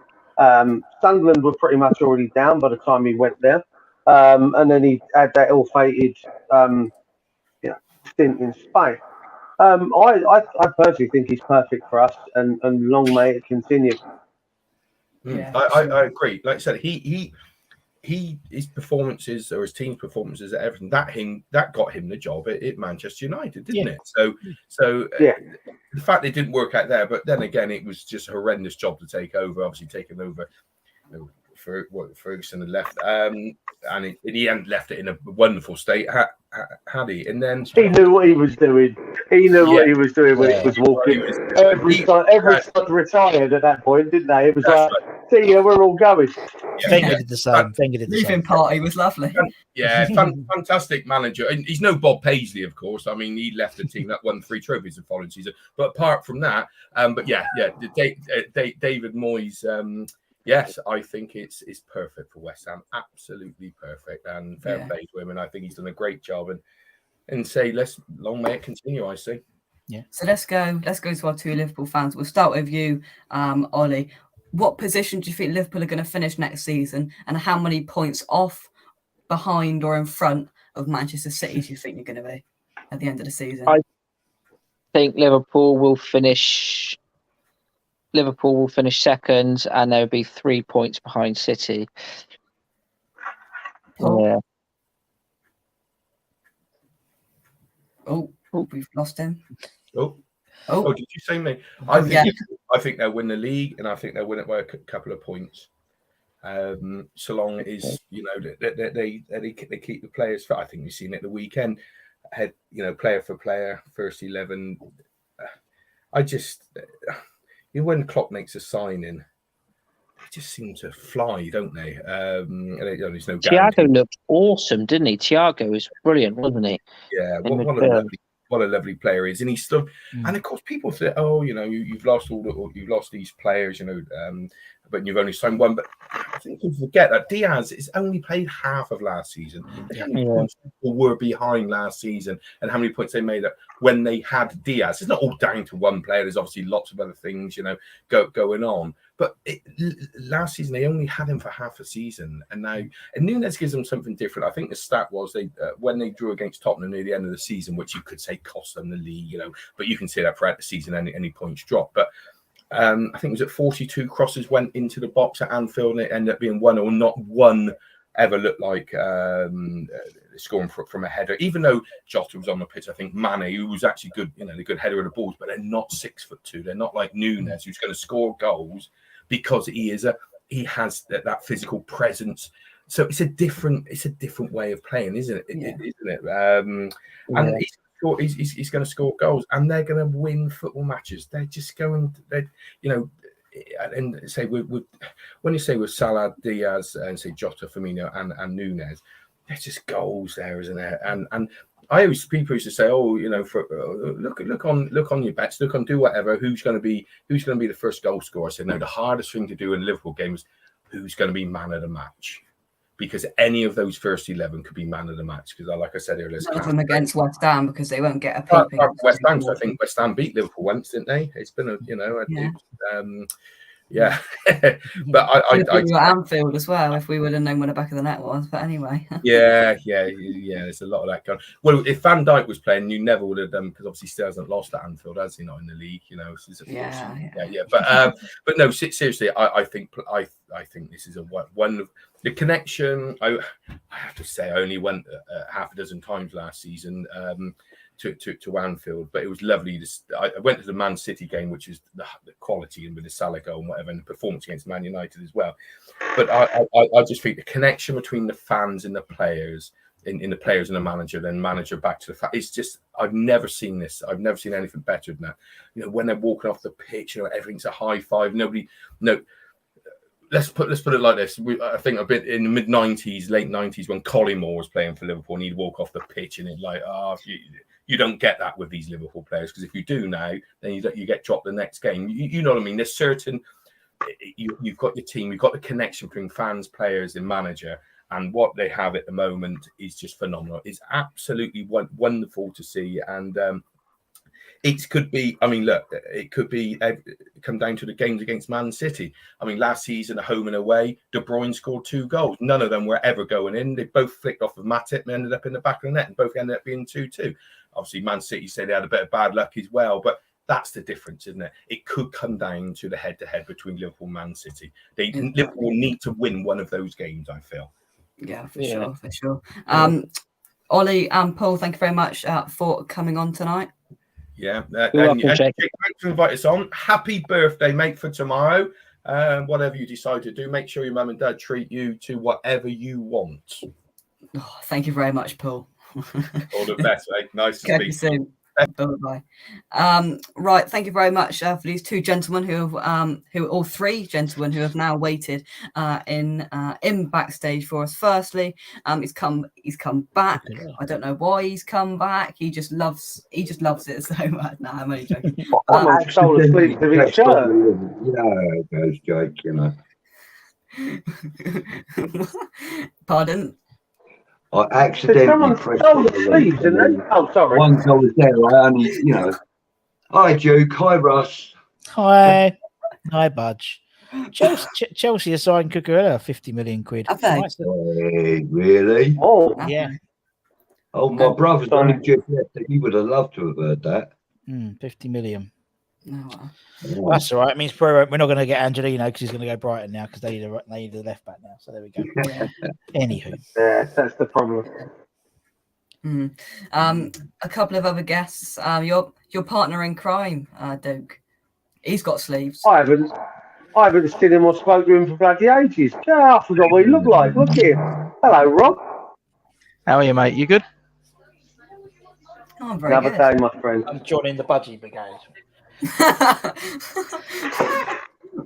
Come on, come on, Come on, guys. Let's not be like that. This is an official training top. It's an As you official well training know. top. Yeah. I've seen more meat on a chicken McNugget than I've seen on your arms. Hey, I never said anything about me being big, Joke. Budge, but have you been Budgie, have you been training though? You're in a training top. Have you been training? I've been trailing. Come Russ with arms like Eddie Hall. Look at him, look. Go on, Russ. I've got to do all the push the button at West Ham, don't I? I've got to make sure I'm match fit. You know what I mean? Yeah, no, it's got to get it ready. It's got to get it Thing ready. is, you'll be Don't playing forget the volume side. Get in. You've got to do the volume side as well. You know. Best comment of the night. Best comment of the night. This is like speed dating. I really hope it's not. If it is, George, I'd ask for your money back. I tell you, mate. Let's be honest. Yeah, I've been on twice, oh yeah. Right, let's get our next guest on. Thankfully, he has sleeves on his t-shirt. John Ratomski, how are you? Hey, hello, Jake. Hello, everyone. Yeah, I'm all good, thanks. What about you? Yeah, not bad, not bad. Yeah, Not all saying geared up for a anything. 2-day birthday. Yeah, very good, very good. I like the t-shirt. Yeah, I know. I'll tell you what, I was just about to say that, you know. I was just about to say, you look at me and Russie, you know, he's wearing the top about Courageous Minds. You know, I've came on brand. I know it's there as well, but Is it? I don't want to. I've already shown my arms. Right then. He swaps t-shirts. He ain't got no one to wash it for him. That's the problem. They're all on holiday. So if he swaps it, that's another t-shirt that's got to be washed. Just posh. Yes, there's a big pile down here. as if, Duke, as if I would do that. As if they get picked off the floor. Yeah, as if, yeah. Just before we go any further, we've all got a smile on our face, and he would like us to keep that smile on our face. Of course, we, you know, we all know now about the main man. And I thought this is the perfect opportunity just to say, you know, he's looking down on us now. He's saying happy birthday to me, I'm sure. He's saying Russ is very courageous, and he's just saying big up, you know. Yeah, indeed. Is that the shirt hanging behind you, Budgie? Yes. Bear with me. I knew it would be. Brilliant. Here we go. I knew it would be. I knew it would be. Look at this. There it is. Love you, Peach. Peach Dole 33. I'll be wearing that Sunday, guys. Brilliant. You'll recognise me. And you know, because the last game that Peach and I ever chatted about was the last game at the bowling, that was the shirt that I had it put onto. Nice. Lovely. Oh, yeah. Nice. So, yeah, I should be wearing that on Sunday. He will. He will be looking down on us all as we've been sobby messes for the last 1.5 weeks, thinking, "Come on, man, you know, you got my G. How do you mean?" You know, we love you, Peach. We love you, Peach. But let's move on to, you know. Usually, if we're going to talk about Peach, he likes to talk about Lingard. We're not talking about Lingard. We'll do that on the 13th of August because we've got plenty to say. But transfers. Who wants to start? On what subject? Sorry, Jake. Well, I just broadened the horizon and went transfers. There's so much. Oh, I see. Okay. Right. The question I want to ask is, John. It looks like you're going to go to. You're not going to go to Denmark because they're 3-0. They won 3-0 the first leg today. Yes. Yeah. Denmark won. Danish team. Yeah. 3-0. First I leg. haven't looked at the results. Yeah. The big question is, have you got your flights booked, John? Stansted to Aalborg and then Aalborg. No, it was a bit of a story yesterday. There were two of us that we reckoned that we were going on 3 of those games that we'd set aside. We were going to go to Brussels, we were going to go to Porto, and the other one. We were ready when that draw was being made to book those flights. And when that draw came out, we'd already thought, no, there's just no way we're going to go up to Denmark. I know where that place is. I've been up that way in the past, but it's just such a pain to get there. But I do believe that some people have got some very, very good cheap deals from Stansted. Stansted, yeah. £60-something return. Yeah. And I think they've gone up 3 figures now. But even so, that's a pretty deal. But it's the internal, isn't it? It's from Aalborg to Viborg. You know, it's if they're not flying direct, are they? You've got to fly into Aalborg and then go across. So yeah. I mean, I used to go into Denmark a lot, and the sort of internal flights are pretty decent. I seem to remember though that if you drive by roads, they're very, very slow. They didn't have very many major motorways when I was there. It was very, very slow, the roads. The trains weren't that fast either. So the air system is pretty good from what I remember. So good luck to those who have booked already, and I just hope they can get a decent ticket allocation. Yeah, ready to go. But the question is, and Gatesco comes to you, and if there's a dramatic turnaround in the second leg, do you fancy a swim to the Faroe Islands? Yeah, why not? Why not? Yeah, Life's living. Let's be different places in the world. Why not? We'll do it for our next charity event, John. Swim to the Faroe Islands. Into the Faroe Islands. It's not that far. I was thinking of volunteering, but I'll just be over here waiting. I'll join you. Yeah, with a towel and a goose fat. So I'm rabbit named and no one. John, for the food bank, any big drives this season? Yeah, I mean it hasn't stopped all summer. We're getting probably 2 or 3 pallets out a week now into East London, and we're going out into Essex as well. We put one into Raynham. It's with the schools being closed, and parents are worried about getting food and so on. And I found out today from the charity that we buy our pallets from that we've exceeded 30,000 meals that we've delivered since January. And that's all come from West Ham fans. Yeah, that's incredible. Looking at, I think it's 11 tons of food that have been supplied. So again, it's all come from the fans, and we go again on Sunday. Yeah. And if you are walking to the stadium, are you still in your same place? Same place, yeah. Same place, yeah. Good. So I don't make myself look like a plonker. You can. Pardon? For a change. For a change, I know. Any change will do. Yeah. Very good, John. Very good. Any spare change, please. Best of the night. You can find the Iron Support and Food Banks team just in front of the Aquatic Centre on the way to the London Stadium. So whilst you're trying to get your NFC, NCF thing, trying to work on your phone, ready to go in, put your hand into your pocket and chuck some change into the pot for the Iron Support and Food Banks. Do you see what I did there? NFC. See, I just brought it all together. Well, we've got John's got the QR codes. Yes, whilst you're faffing around on your smartphone, don't forget we've got a QR code that you can donate on. And we'll be doing another fundraiser soon anyway, won't we, John? Got a great prize, great raffle prize. Yes, we've got an exclusive Fabianski match worn shirt. It's a limited edition from the centenary season.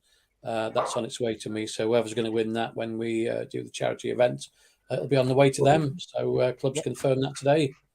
Very good. Very good. So that will be going straight out to Anton because he wins everything. No, Matt wins everything. Only because Matt ain't allowed to enter anymore. Yeah. But transfers. Onana, what's your name? Who's your name? Cornet, 99p. I've ran out of jokes, quite frankly. Do you want to start? I don't like Onana. Everyone says it. I'm the do. Push pineapples, grind coffee. That's mine. Well, apparently, if we get Onana in, that's 110 million pounds roughly we've spent. And we were told between 100 and 150 based on, so that ain't too off. And if we get Cornet in, that'll take up to about 130 odd anyway. Maybe a left back coming in, another 15, 20 on a left back, maybe. That's 150 million pounds. We've spent the dough, and I don't think you can. I don't think you can doubt the money that we've spent here. No, You know, because not if we at all. get if we get the right three players probably left before the end of the month, and Gatesy, I think you. Gatesy's talking to his. Is he back? Yeah. There we go. Would you say it's a successful window if we get 3 more players in the right positions? Yeah, I think that would be a very good window. To be fair, if we got it's all about if we've got the right players in. I don't want to see sort of players coming in and just being like this season's Alex Crowell or whatever. You know what I mean? It's what's the point? Quite frankly, I want a player that's going to come in and is either going to go straight into the first team, or is going to be a realistic option for David Moyes to use as a game-changing substitute if the game's not going well. I think so, and I've mentioned that. I've mentioned that throughout the week, and especially with Cornet, Duke. We are going to bring in players that will, sit on the bench for quite a while, but it's a game changer to bring off the bench. I mean, we've had Vlasic who's done nothing all season to bring on. You know, easy. No, what I was just touching on that. I think people have mentioned it on other shows and stuff. For me, it's about Moyes now taking a look at his bench, as other channels have said, and trusting what he's got there. You know, if he brings in, Cornet, if he brings Onana, if he brings in maybe an out-and-out left back, the Leicester City lad was mentioned. It's a young lad from Leicester, Luke Thomas. It's a question of whether he's going to look at these guys and trust them to come on and do the business, do a job, do what he's asking them. I mean, Russ, I think you've mentioned it before. He's looked at that bench in previous games. There's Crowell sitting there and he doesn't really excite him. He's got the youngsters that he doesn't feel are ready for it. So it's for me, it's now more a case of, got to be players that come in that he wants to be able to use. I don't know. I think 2 more players coming in. I think if he gets Cornet, if we can get in a left-sided player, be it Cornet and Onana, I'm happy. Whatever then comes in afterwards, was mentioned on Russ's show earlier. Someone said about going for Broja at the end of the window on loan and bits like this. I think it's already been a great window. I think it's been a great window. I'm over the moon with what we've got in. 2 more, for me, would push it to a top draw window. And everyone said at the start of it, we ain't going to be spending 150 million. We haven't got 150 million. Who's having a giggle at 150 million? And as Rush just said there, 2 more, 150 million pounds spent bordering on. So, I'll be honest, buzzing now. Scamacca and Onana coming in. Wow, I'm all over that. I think that'd be amazing. Yeah, exactly. Right, 2 questions for you, Budgie. Firstly, we're on 48 likes. There's 44 people watching. I can guarantee most of them haven't hit the like button. How many do you want to see by 8:45? Hang on, what we got? 15 minutes. Yeah. We got how many now? 44. 48. Oh, we got 48 likes. Yeah. Let's have 60 by 8:45. Come on then, hit the like button, everybody. Subscribe to the channel. What? Pardon? What? 69? No. What are you thinking of? I know you're 15. I know it's all about... Russ. I know. But I don't know what you're talking about, to be fair. Yeah, innocent. Yeah, good man. Best way to be. Yeah, question 2. Yeah, question 2 is how many players similar to what I asked Duke? Similar, not similar. Yeah. Oh my days, my words aren't coming out. Get that DC in coat. Russ, it was very good. It's very ice in there today or not? Oh yeah, it's very cold. We love the ice, but anyway, Budgie, how many players would you like to see come in the next 27 days? I think we would be comfortable with 3. Yeah. I also think that maybe 2 permanent signings and 2 loan signings is feasible as well.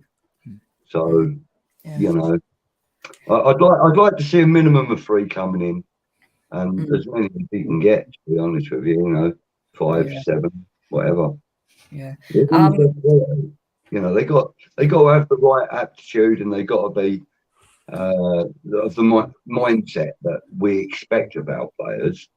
You know, we you know, personally, if we were to go and sign somebody like what's his name, Richarlison, I would not be happy, because I think that he would be a poor influence in the changing rooms, etc., because of the attitude he sort of portrays.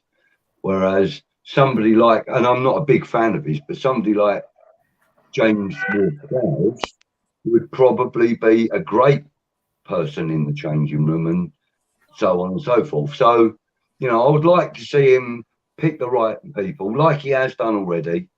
I think he's done an exceptional job this year so far, and I hope he can do that with the next 2 or 3 that he does bring in.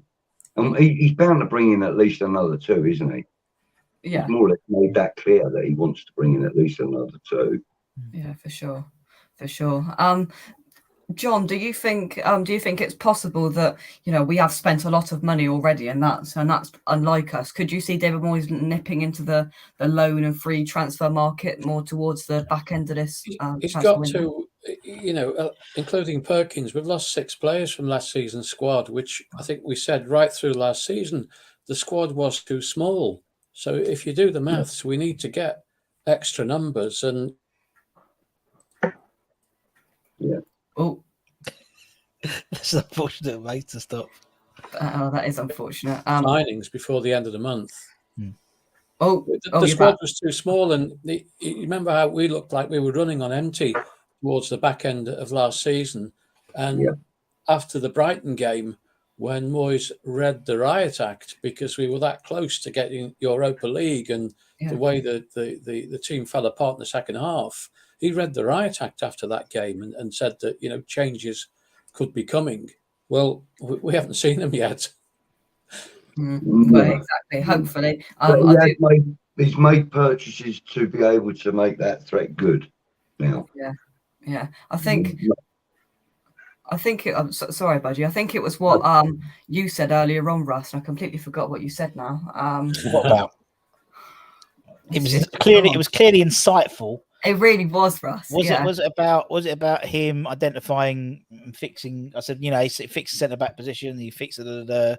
Was that it? No. Oh God. Let's go back. Let's go hour and a half. Go all the way back. We'll start again. Right. Bring on Jimmy Quinn. Come on. Let's have a go. Do you know what?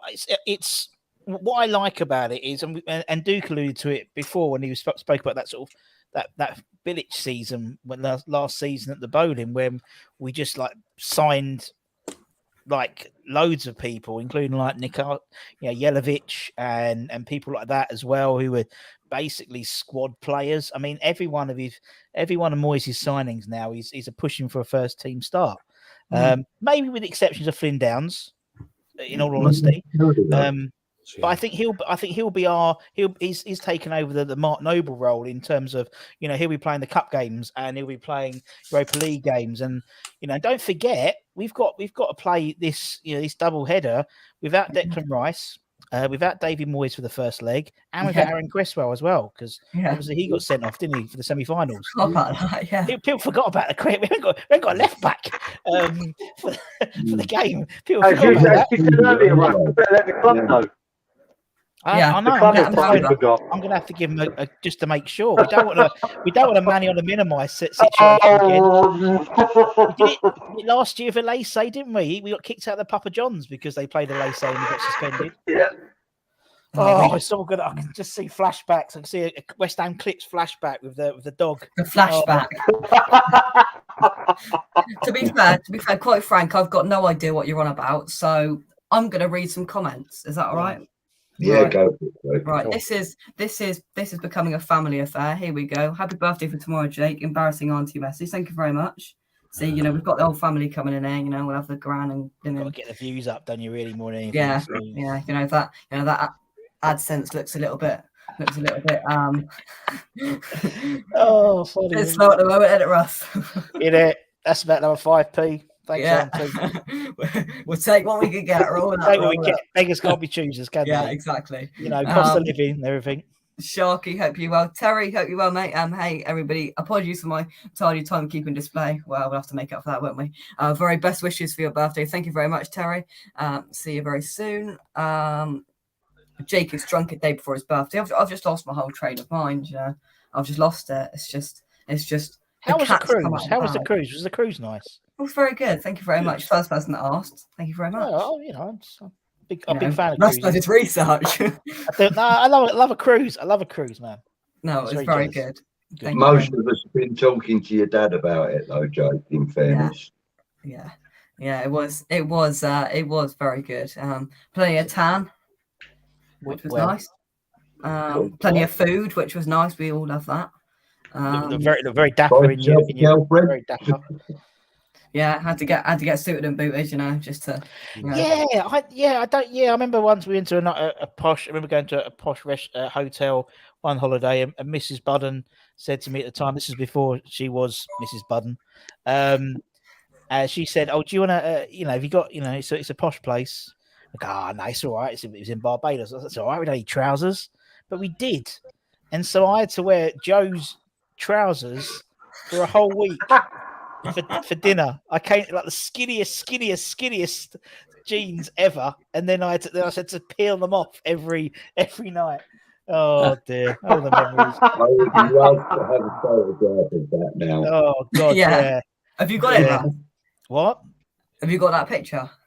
Oh well, no. I think I was sat down for most of it, to be honest. But yeah, and so I always have to take a pair of smart trousers just in case. Very good, very good. Hey Jake, can I ask a question here? Would you go on the toboggan run again? Oh, I would. Who's seen it? Yeah.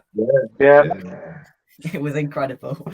honestly, if I say I put my faith of everything into these two old boys that were stood on the back of this, stood on the back of this. That's a live road as well, isn't it? That's a live road. There's cars go up and down it. They have to stop. I know, literally. It's I think it's just accepted in Madeira. So we went down and I watched videos. There's cars coming out, and there's like a lollipop man like stops them to say stops the cars, say there's one coming down. I tell you what, moment of it though, we got on it, and of course we're in Portugal. Louis Boa Morte, he said, and I was like, yeah. I was trying to think of another Portuguese player, and I Danny. Oh, you weren't around for Danny. Danny, too young for that. They would have known him. They would have known Danny because Danny, after when he retired at 28, having played. He retired at 28 when he was at Atletico Madrid, and then he went off the rail. No one heard of him at all, and then he turned up presenting the Portuguese version of Strictly Come Dancing. So he was like their Bruce Forsyth for a few seasons. So they would have known. They would have known Darnie. Right. Darnie Carvalho, the original. Good game. Good game. With a Portuguese accent. Honestly, yeah, it was. It was very, very good. And if I said it wasn't too bad until we turned the corner and then we started putting the foot down, I was like, oh, and then we nearly went into a verge, and then it was good. It reminds me when we did like one of those sledge, like the husky sleighs. And we've done that but we obviously you have to push it, don't you? I don't know if you did the one, but you did it, and I'm pushing it, and I've got Joe and Flo in front of me, and it's hard work, and I was like, and they didn't know I was pushing, so I was like literally having a heart attack, to be honest, like pushing up this hill. But there was one point where me and Joe and Flo turned up, and the guys went. We sat down in one toboggan. They went, no, go on that one. And basically, with all like the rabid dogs, like the ones who needed like a good dinner, give them so. And literally, there was one point where he stopped, and they all just turned around and went, "Are you sure? I'm pushing you and you and you." Nah, and just literally sat down.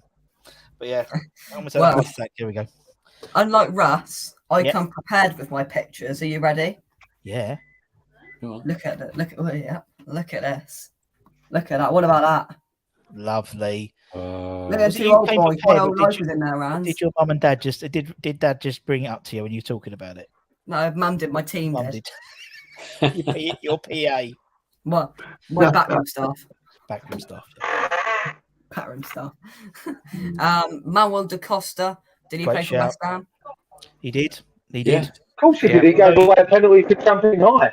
He did, and then he's Morocco. He plays with Morocco. I was going to now. say He's he's Moroccan now, isn't he? Yeah. And he went. And do you remember that? I think it was last season. It might have been this. Yeah, last season. It was him and Sofian Faguli They had a big punch up in the middle of a game for in the Turkish Super League. So yeah, absolutely brilliant. Right. Okay. What we're gonna do? Thanks for that interesting fact of the day, Russ. Sorry, just got to give some information. You see, it's all right. Just because 5 out of the 6 people know who Darnie was and Hugo Porfirio, that's what I'm saying.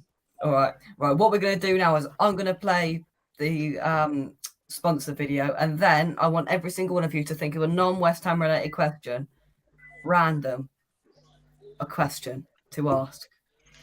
Are we up to that task? Yeah, definitely. Good. I've already got my question. We're going to start with you down that bottom left-hand side, so be prepared. We'd like to thank our channel sponsors here in West Ham, official West Ham. We'll see you in 25 seconds. Let's have a breather.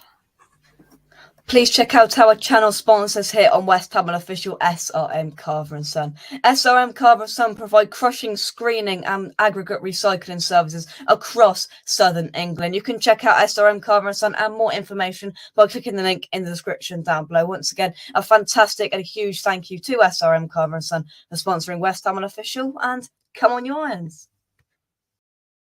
Get out.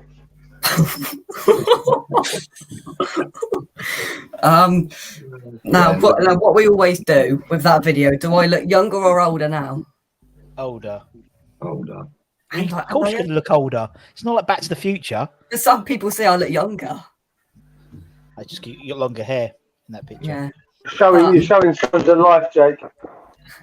There's one thing for sure, Jake. Pardon? There's one thing for sure. What's You've still that? got to wait another year before you can wear that shirt that's behind you. Yeah, you're not 16. Yeah.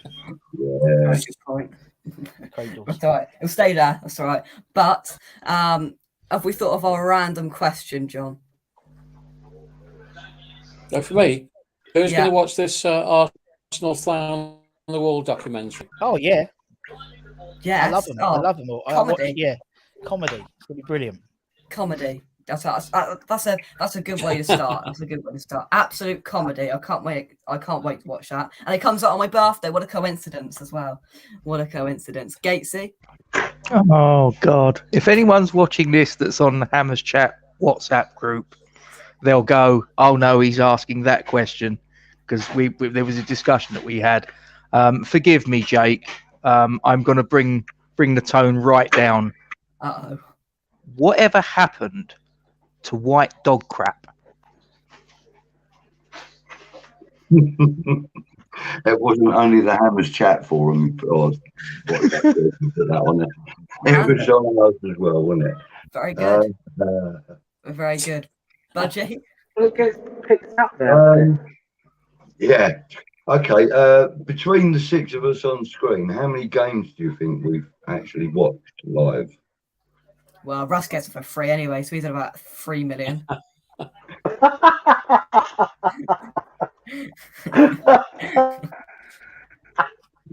I don't know. Not a clue in the world. That's a very good question. I went to more last year. I went to more. Well, actually, I went to more from January this year to the end of the season than I have done in near enough every other previous season. And I think I ended up going to. I think I ended up going to eight games this season in total, and that's the most I've been to for years. In fact, the 8 games this year or last year was probably the grand total of every game I've ever been to in previous years as well. Ridiculous. Well, so if you did 8 last season, Russ did 19. 19, Russ? More than that.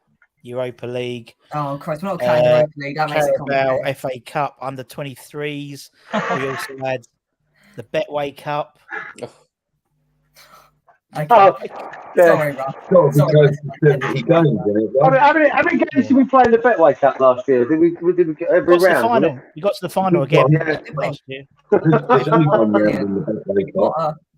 What an outstanding, road to the final that was. Outstanding. But Duke, I think we've got to the final every year, but we've only won it twice in 7. Is this right? yeah, well, we don't talk about that. We don't talk about that. Duke, your random question. Right, my random question, and I expect an answer from everyone. It might take some time, but I know my answer already. But what, other than obviously West Ham shirt, what has been your favourite kit? Your favourite other team, international? So we can just have a look. No, it doesn't. I say not West Ham. Outside of West Ham, international or any other club, favourite kit. Outside of West Ham, crikey. Mine happened to be the Germany 1990 World Cup kit with a yeah. That's my favourite kit. The one that wore my low time. Whilst people brew on this, I mean, he's just endless, isn't he? Estimation 600 games is your time as announcer, Russ. Quite possibly. This season will be my 22nd season spinning the tunes. So yeah, 20. You'll have to look it up, Russ. Yeah, it's going to be. I mean, I think. It's got to be about 70 games a season, surely. I remember thinking about. I remember because obviously the championship you play more as well. Yeah. And I think yeah, it was something. Someone asked me a question once: how many times I've played Unforgiven Bubbles?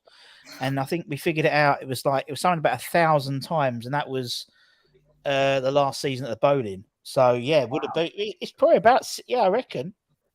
Wow. I'll tell you what, Kent, your mind just is like bigger than this whole room.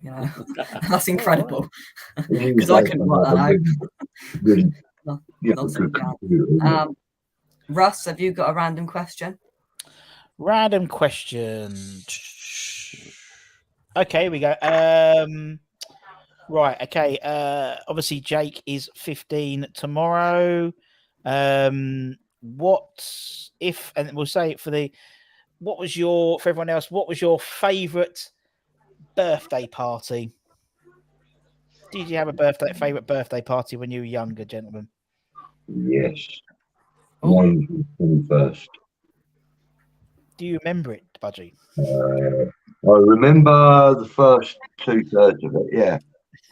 Don't remember the next 3 days, but I do remember the first 2/3 of my 21st.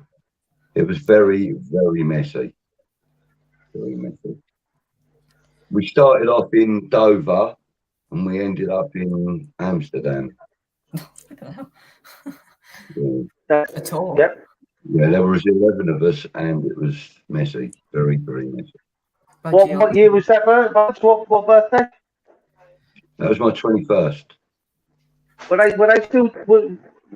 What is it? Was it not still ration? Was you on an army boat or something? Was you still serving? Hey, you. Hey. Don't forget, I may be seeing you on Sunday evening, young man. An answer to your question, however, Duke. Fave other kit, Palace 80s white kit with a diagonal stripe. That's the one I was going to say. That is Argentina. exactly the kit I was going to say. Argentina, weren't it? I like the Argentinian kits. They were they're just classic, weren't they? I got to mention Dutch. And the Dutch kits. I love them. Yeah. Especially when they had the collars and the really long shorts. There we go. Well, there we go. I've got one shirt from another team, which is my local team, Chester, and it's a retro shirt going back to the 60s, and it was from the season when it was white with blue pinstripes, and it was the famous season when all 5 forwards scored 20 goals or more in one season. Wow. It's never been done since. It was an incredible season. They were winning games 5-3, 7-1, and yeah, that's a nice shirt, that one. 1 second, I'll be back. All right. And to be fair, Gatesy, if you can't think of a kit, just whip out your Forged from Iron baseball. No, I'm gonna go the Ajax kit, the old 1970s Ajax kit, white with the orange stripe down the middle. I go all like I have like any idea, but I was like minus 37 then. They still wear the same kit, Jake. They still wear the same kit. It's not changed much. Yeah, it's the red thing and the white with red thing. Yeah, ain't changed much. Yeah, I don't you have a rough idea of what's going on. No. I just watch West Ham and a bit of anything else English. I don't. Europa League. I broadened my horizons last year. You'll be all glad to know. I watched the Europa League last year, but I don't do much else, of course. But we've got a guest from a opposite line. Oh, let me go. Great shout by Kent though. 90. Yeah, 90, great shout. Yeah. Great shout. Man United.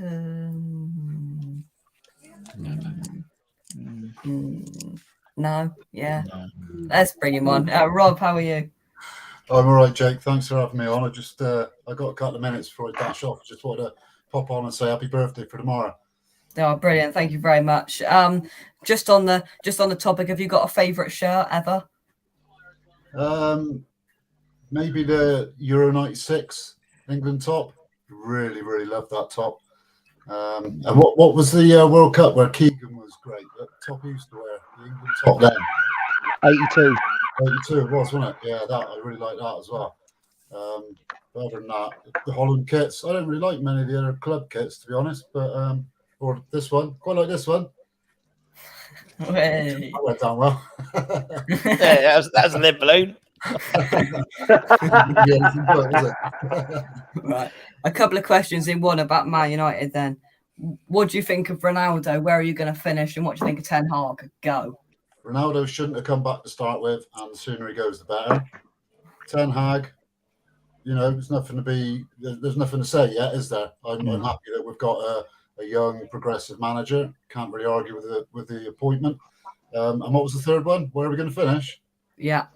Well, on the back page of the paper for a change would be nice. I've got a feeling we're going to be the media sideshow again this season.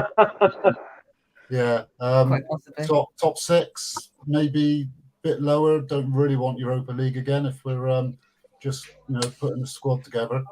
I don't know. We'll see how it goes. Very good.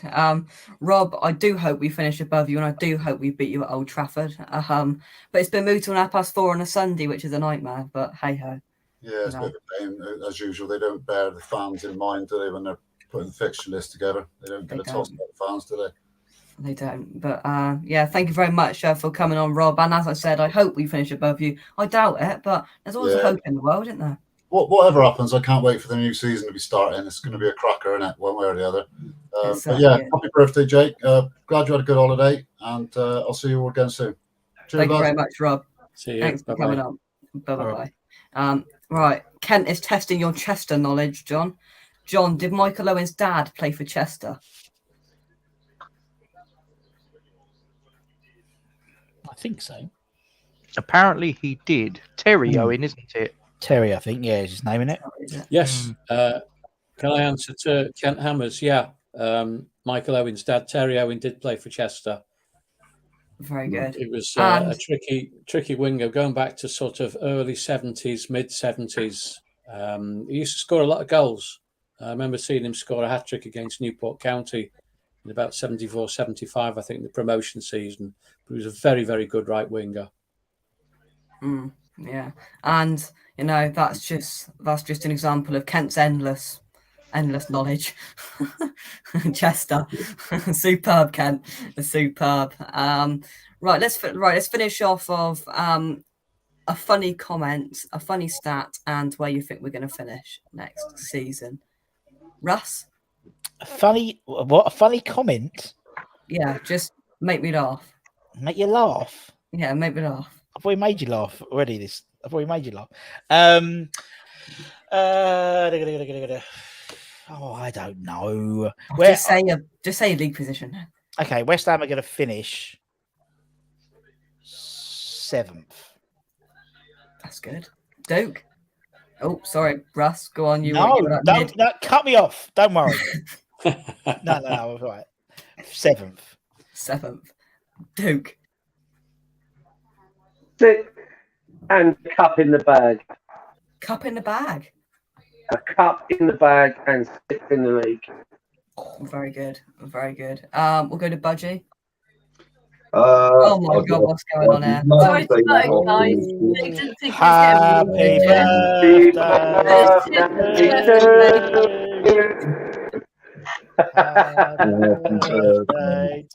Thank you very much. Oh, look at him. Earlier on. I told you you wouldn't get one. You did. How embarrassed are you right now, young man? Careful. Golly. You're in that nearly end up all over the place. All over the place. That's brilliant. Brilliant. I'll have to get in the middle there. Can we take it? No, I'm eating it. He's going to eat our sandwich. It's slipping. It's my God. Your face matches your shirt now, Jake. Oh, look at that there. Yeah. What do we make of that then? That's lovely. That's Lovely. really nice. Who wants some? What is it? Chocolate? Will it keep till Sunday? Pardon? Will it keep till Sunday? Yeah, probably. She makes good cake. You know where we are. Tupperware box, where'll be fine. I don't think that's going to see Sunday. I've got to be honest with you. Yeah, you're right there, Casey. You're right there. I think it'll be lucky to see tomorrow. All right. No, brilliant.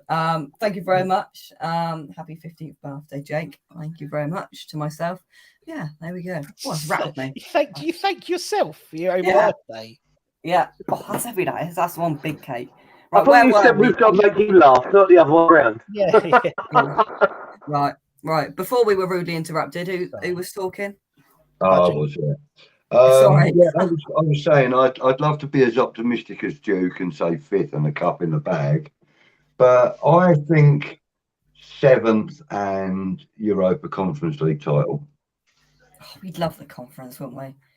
Yeah. Well, I would. It's our best chance of Europe next season. It is. Yeah. It really is. Pro rata to games, particularly when you look at everyone else's strength and the likes of Villa, Newcastle, these types of teams. We win 13 games. I think it's 13. You're in Europe again next season, following season. Yeah, well, exactly. And just to go slightly off topic, I mean, Rush, you have told us some fake news earlier. What fake news? Club statement. Contrary to inaccurate reports from numerous media outlets this evening, no agreement has been reached with any club to sell Mark Cucurella. Really? Well, the BBC website has said it. Oh, I read it on the Sky Sports shirt. Wow. It was a BBC website. Interesting. And that is literally and it's got the verification thing. So that is Brighton. Oh yeah. Fair play. Wow. Wow. Still on the BBC website. Is it? Yep. Wow. So there we go. Christ, could you imagine if that happened? Like a player like Declan Rice, we all thought he sold him, and then West Ham came out. Hey, we had sold him. Oh, nobody laughed. It wasn't funny. Yeah, was but it? that's happened before. That happened yesterday. For those of you who follow Formula One, with Alonso going to Aston Martin next year, and Oscar said Alpine went, "Oh yeah, we've signed Oscar," and Oscar went, "No, you haven't signed me." It's so it's like no, very weird. Crazy. Right, Gatesy, over to you then. Where are we going to finish? 9th, and we're going to win the Conference League. I'll take that. Yeah, Europe next year, we get it. 9th. I think that's realistic league position. I think I like the ambition because I know you want to get to another exotic place, Gatesy, next year. Well, I'm looking at the second leg against B36 or Viborg. To be honest, I've got my eye on that. You're swimming to the Faroe Islands. I'll join you. I've got that week off, so plenty of time to swim then. No, I'm only joking. Yeah, it's about 20 hours on a train. Is it? Crikey. Yeah. John, league position. Yeah, top 6 and Europa Conference, and I am so sure we're going to do well. That yesterday I booked my flights to Prague for next June, and John. hotel accommodation is booked as well.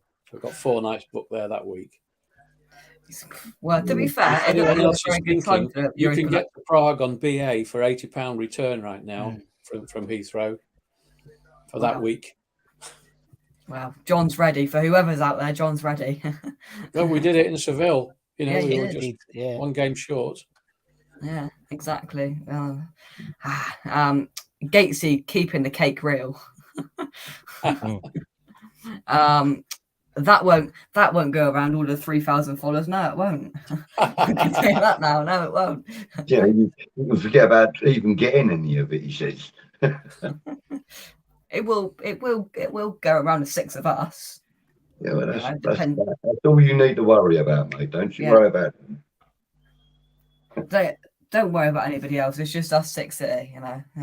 This has taken a spiral into becoming a world of nothingness tonight, but you know, we're here for it, aren't we? I'd like to say huge thank you to everybody who's helped me on this journey. That sounds really really nostalgic, doesn't it? You know, thank you to everybody that's helped me on this journey, including the gentleman on this screen now, Russ, Duke, John, Gatesy, and Budgie. All of you have helped me massively, and everybody else, you know who you are, and all of the people watching in the chat as well, who have been sat here commenting and watching for the last 2 hours and 5 seconds.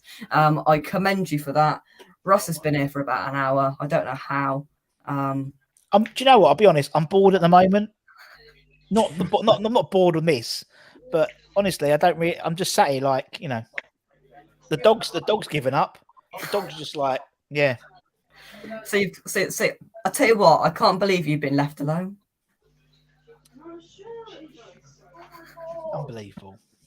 Unbelievable. So yeah, as I was saying, thank you very much to everybody commenting, watching, coming on the show. You've been a massive help because, of course, I've had to have an adult on every show. Otherwise, YouTube get their old banning sword back out again. So thank you very much to everybody. And any final words, subjects, thoughts, or comments before we go? Have we signed anyone in the last 2 hours? No, Not yet. quite. Not yet. Not quite. I've got a cake though. Don't go to bed. Chase. Don't forget Scott Macker was announced at 10:30, weren't it, in the evening? So yeah, don't go. Yeah. Go on, Budgie. What are you saying? Saying don't forget to like the stream and subscribe to the channel if you haven't already. Thank you very much. What likes did we end up on, Jake? Pardon? What likes did we end up on? I know we're 15 minutes, 20 minutes late, but oh yeah, well, 59 we're on. Come on, one more like. I'll put 2 likes down there, Jake. I can't do any more, mate. I know. I'm sorry. Let me just have a little fake one. Hang on. Yeah. Yeah. Just add another cheeky one to the club. But yeah. And any other final thoughts? There we go. Nope. Oh, 60. 61. Hey, we're there. Hey. We're there. Has anyone else got tickets for Forest Away, by the way? Yes. Oh, Mine I'll see you hasn't there, arrived mate. yet. I did get one. Yeah. We've got one, but it hasn't arrived yet. But see, we're going Forest Away. Yeah, mine hasn't turned up either. I actually got lucky in the ballot this time. Woohoo! Woo! So I can call Jesse Lingard all sorts of rude words. Oh, I tell you what, it's going to be class. I can't wait to see Craig Dawson go through it good and proper. Honestly, it's going to be. I don't want to see Declan Rice. I don't want to see Declan Rice shaking his hand or anything like that and being all pally. Like that. You know, away from the cameras, away. You know, sort of. Yeah, fine, I get it, but you know, not in front of us. Yeah, that's about it, isn't it? Really. Yeah. But hey ho, we're going to win the league. As our good friend would say, we're going to win every game 5-1. So thank you everybody for watching. If you haven't already, hit that like button. And subscribe to the channel if you haven't already. You know, let's get it moving because I want to overtake Russ. No, I don't. No, I don't. Well, it'd be nice, but you know. He says that, but he does really. He does, yeah. You know, he says that, yeah, but yeah. You can find Russ on the West Ham Network. You can find Gatesy and Duke on Forge Remind. check out all the stuff that John does. Budgie, don't forget Budgie. Yeah, Green yeah, Street go. Calm down. He's all right.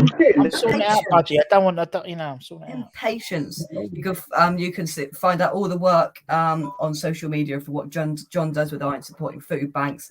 And if you go to any of the home games, you can help out. And sorry, Russ, you can find Budgie on Green Street Elites as well. So lots of content to go and see. Make sure you subscribe to all them channels. Help out where you can. And thank you very much to the one super chat we've had tonight as well. That boosts the AdSense a bit. We all know that. Quickly. Go on, Budgie. As you know, West Ham Random is kind of in a bit of limbo at the moment, but it will keep going until at least May next year. And Kieran and I, this morning or this afternoon actually, we recorded the first Football Unfocused go back on Random, which will be Saturday morning, 11 o'clock. Brilliant. So you can still go and find all the stuff over on West Ham Random. But that's it. There's only one thing left to say. I'm going to go and eat some cake and come on, you Irons. No, you Irons. Russ. Irons. Thanks for watching, and we'll see you soon. Thanks for your support. Everyone. And merci, au revoir.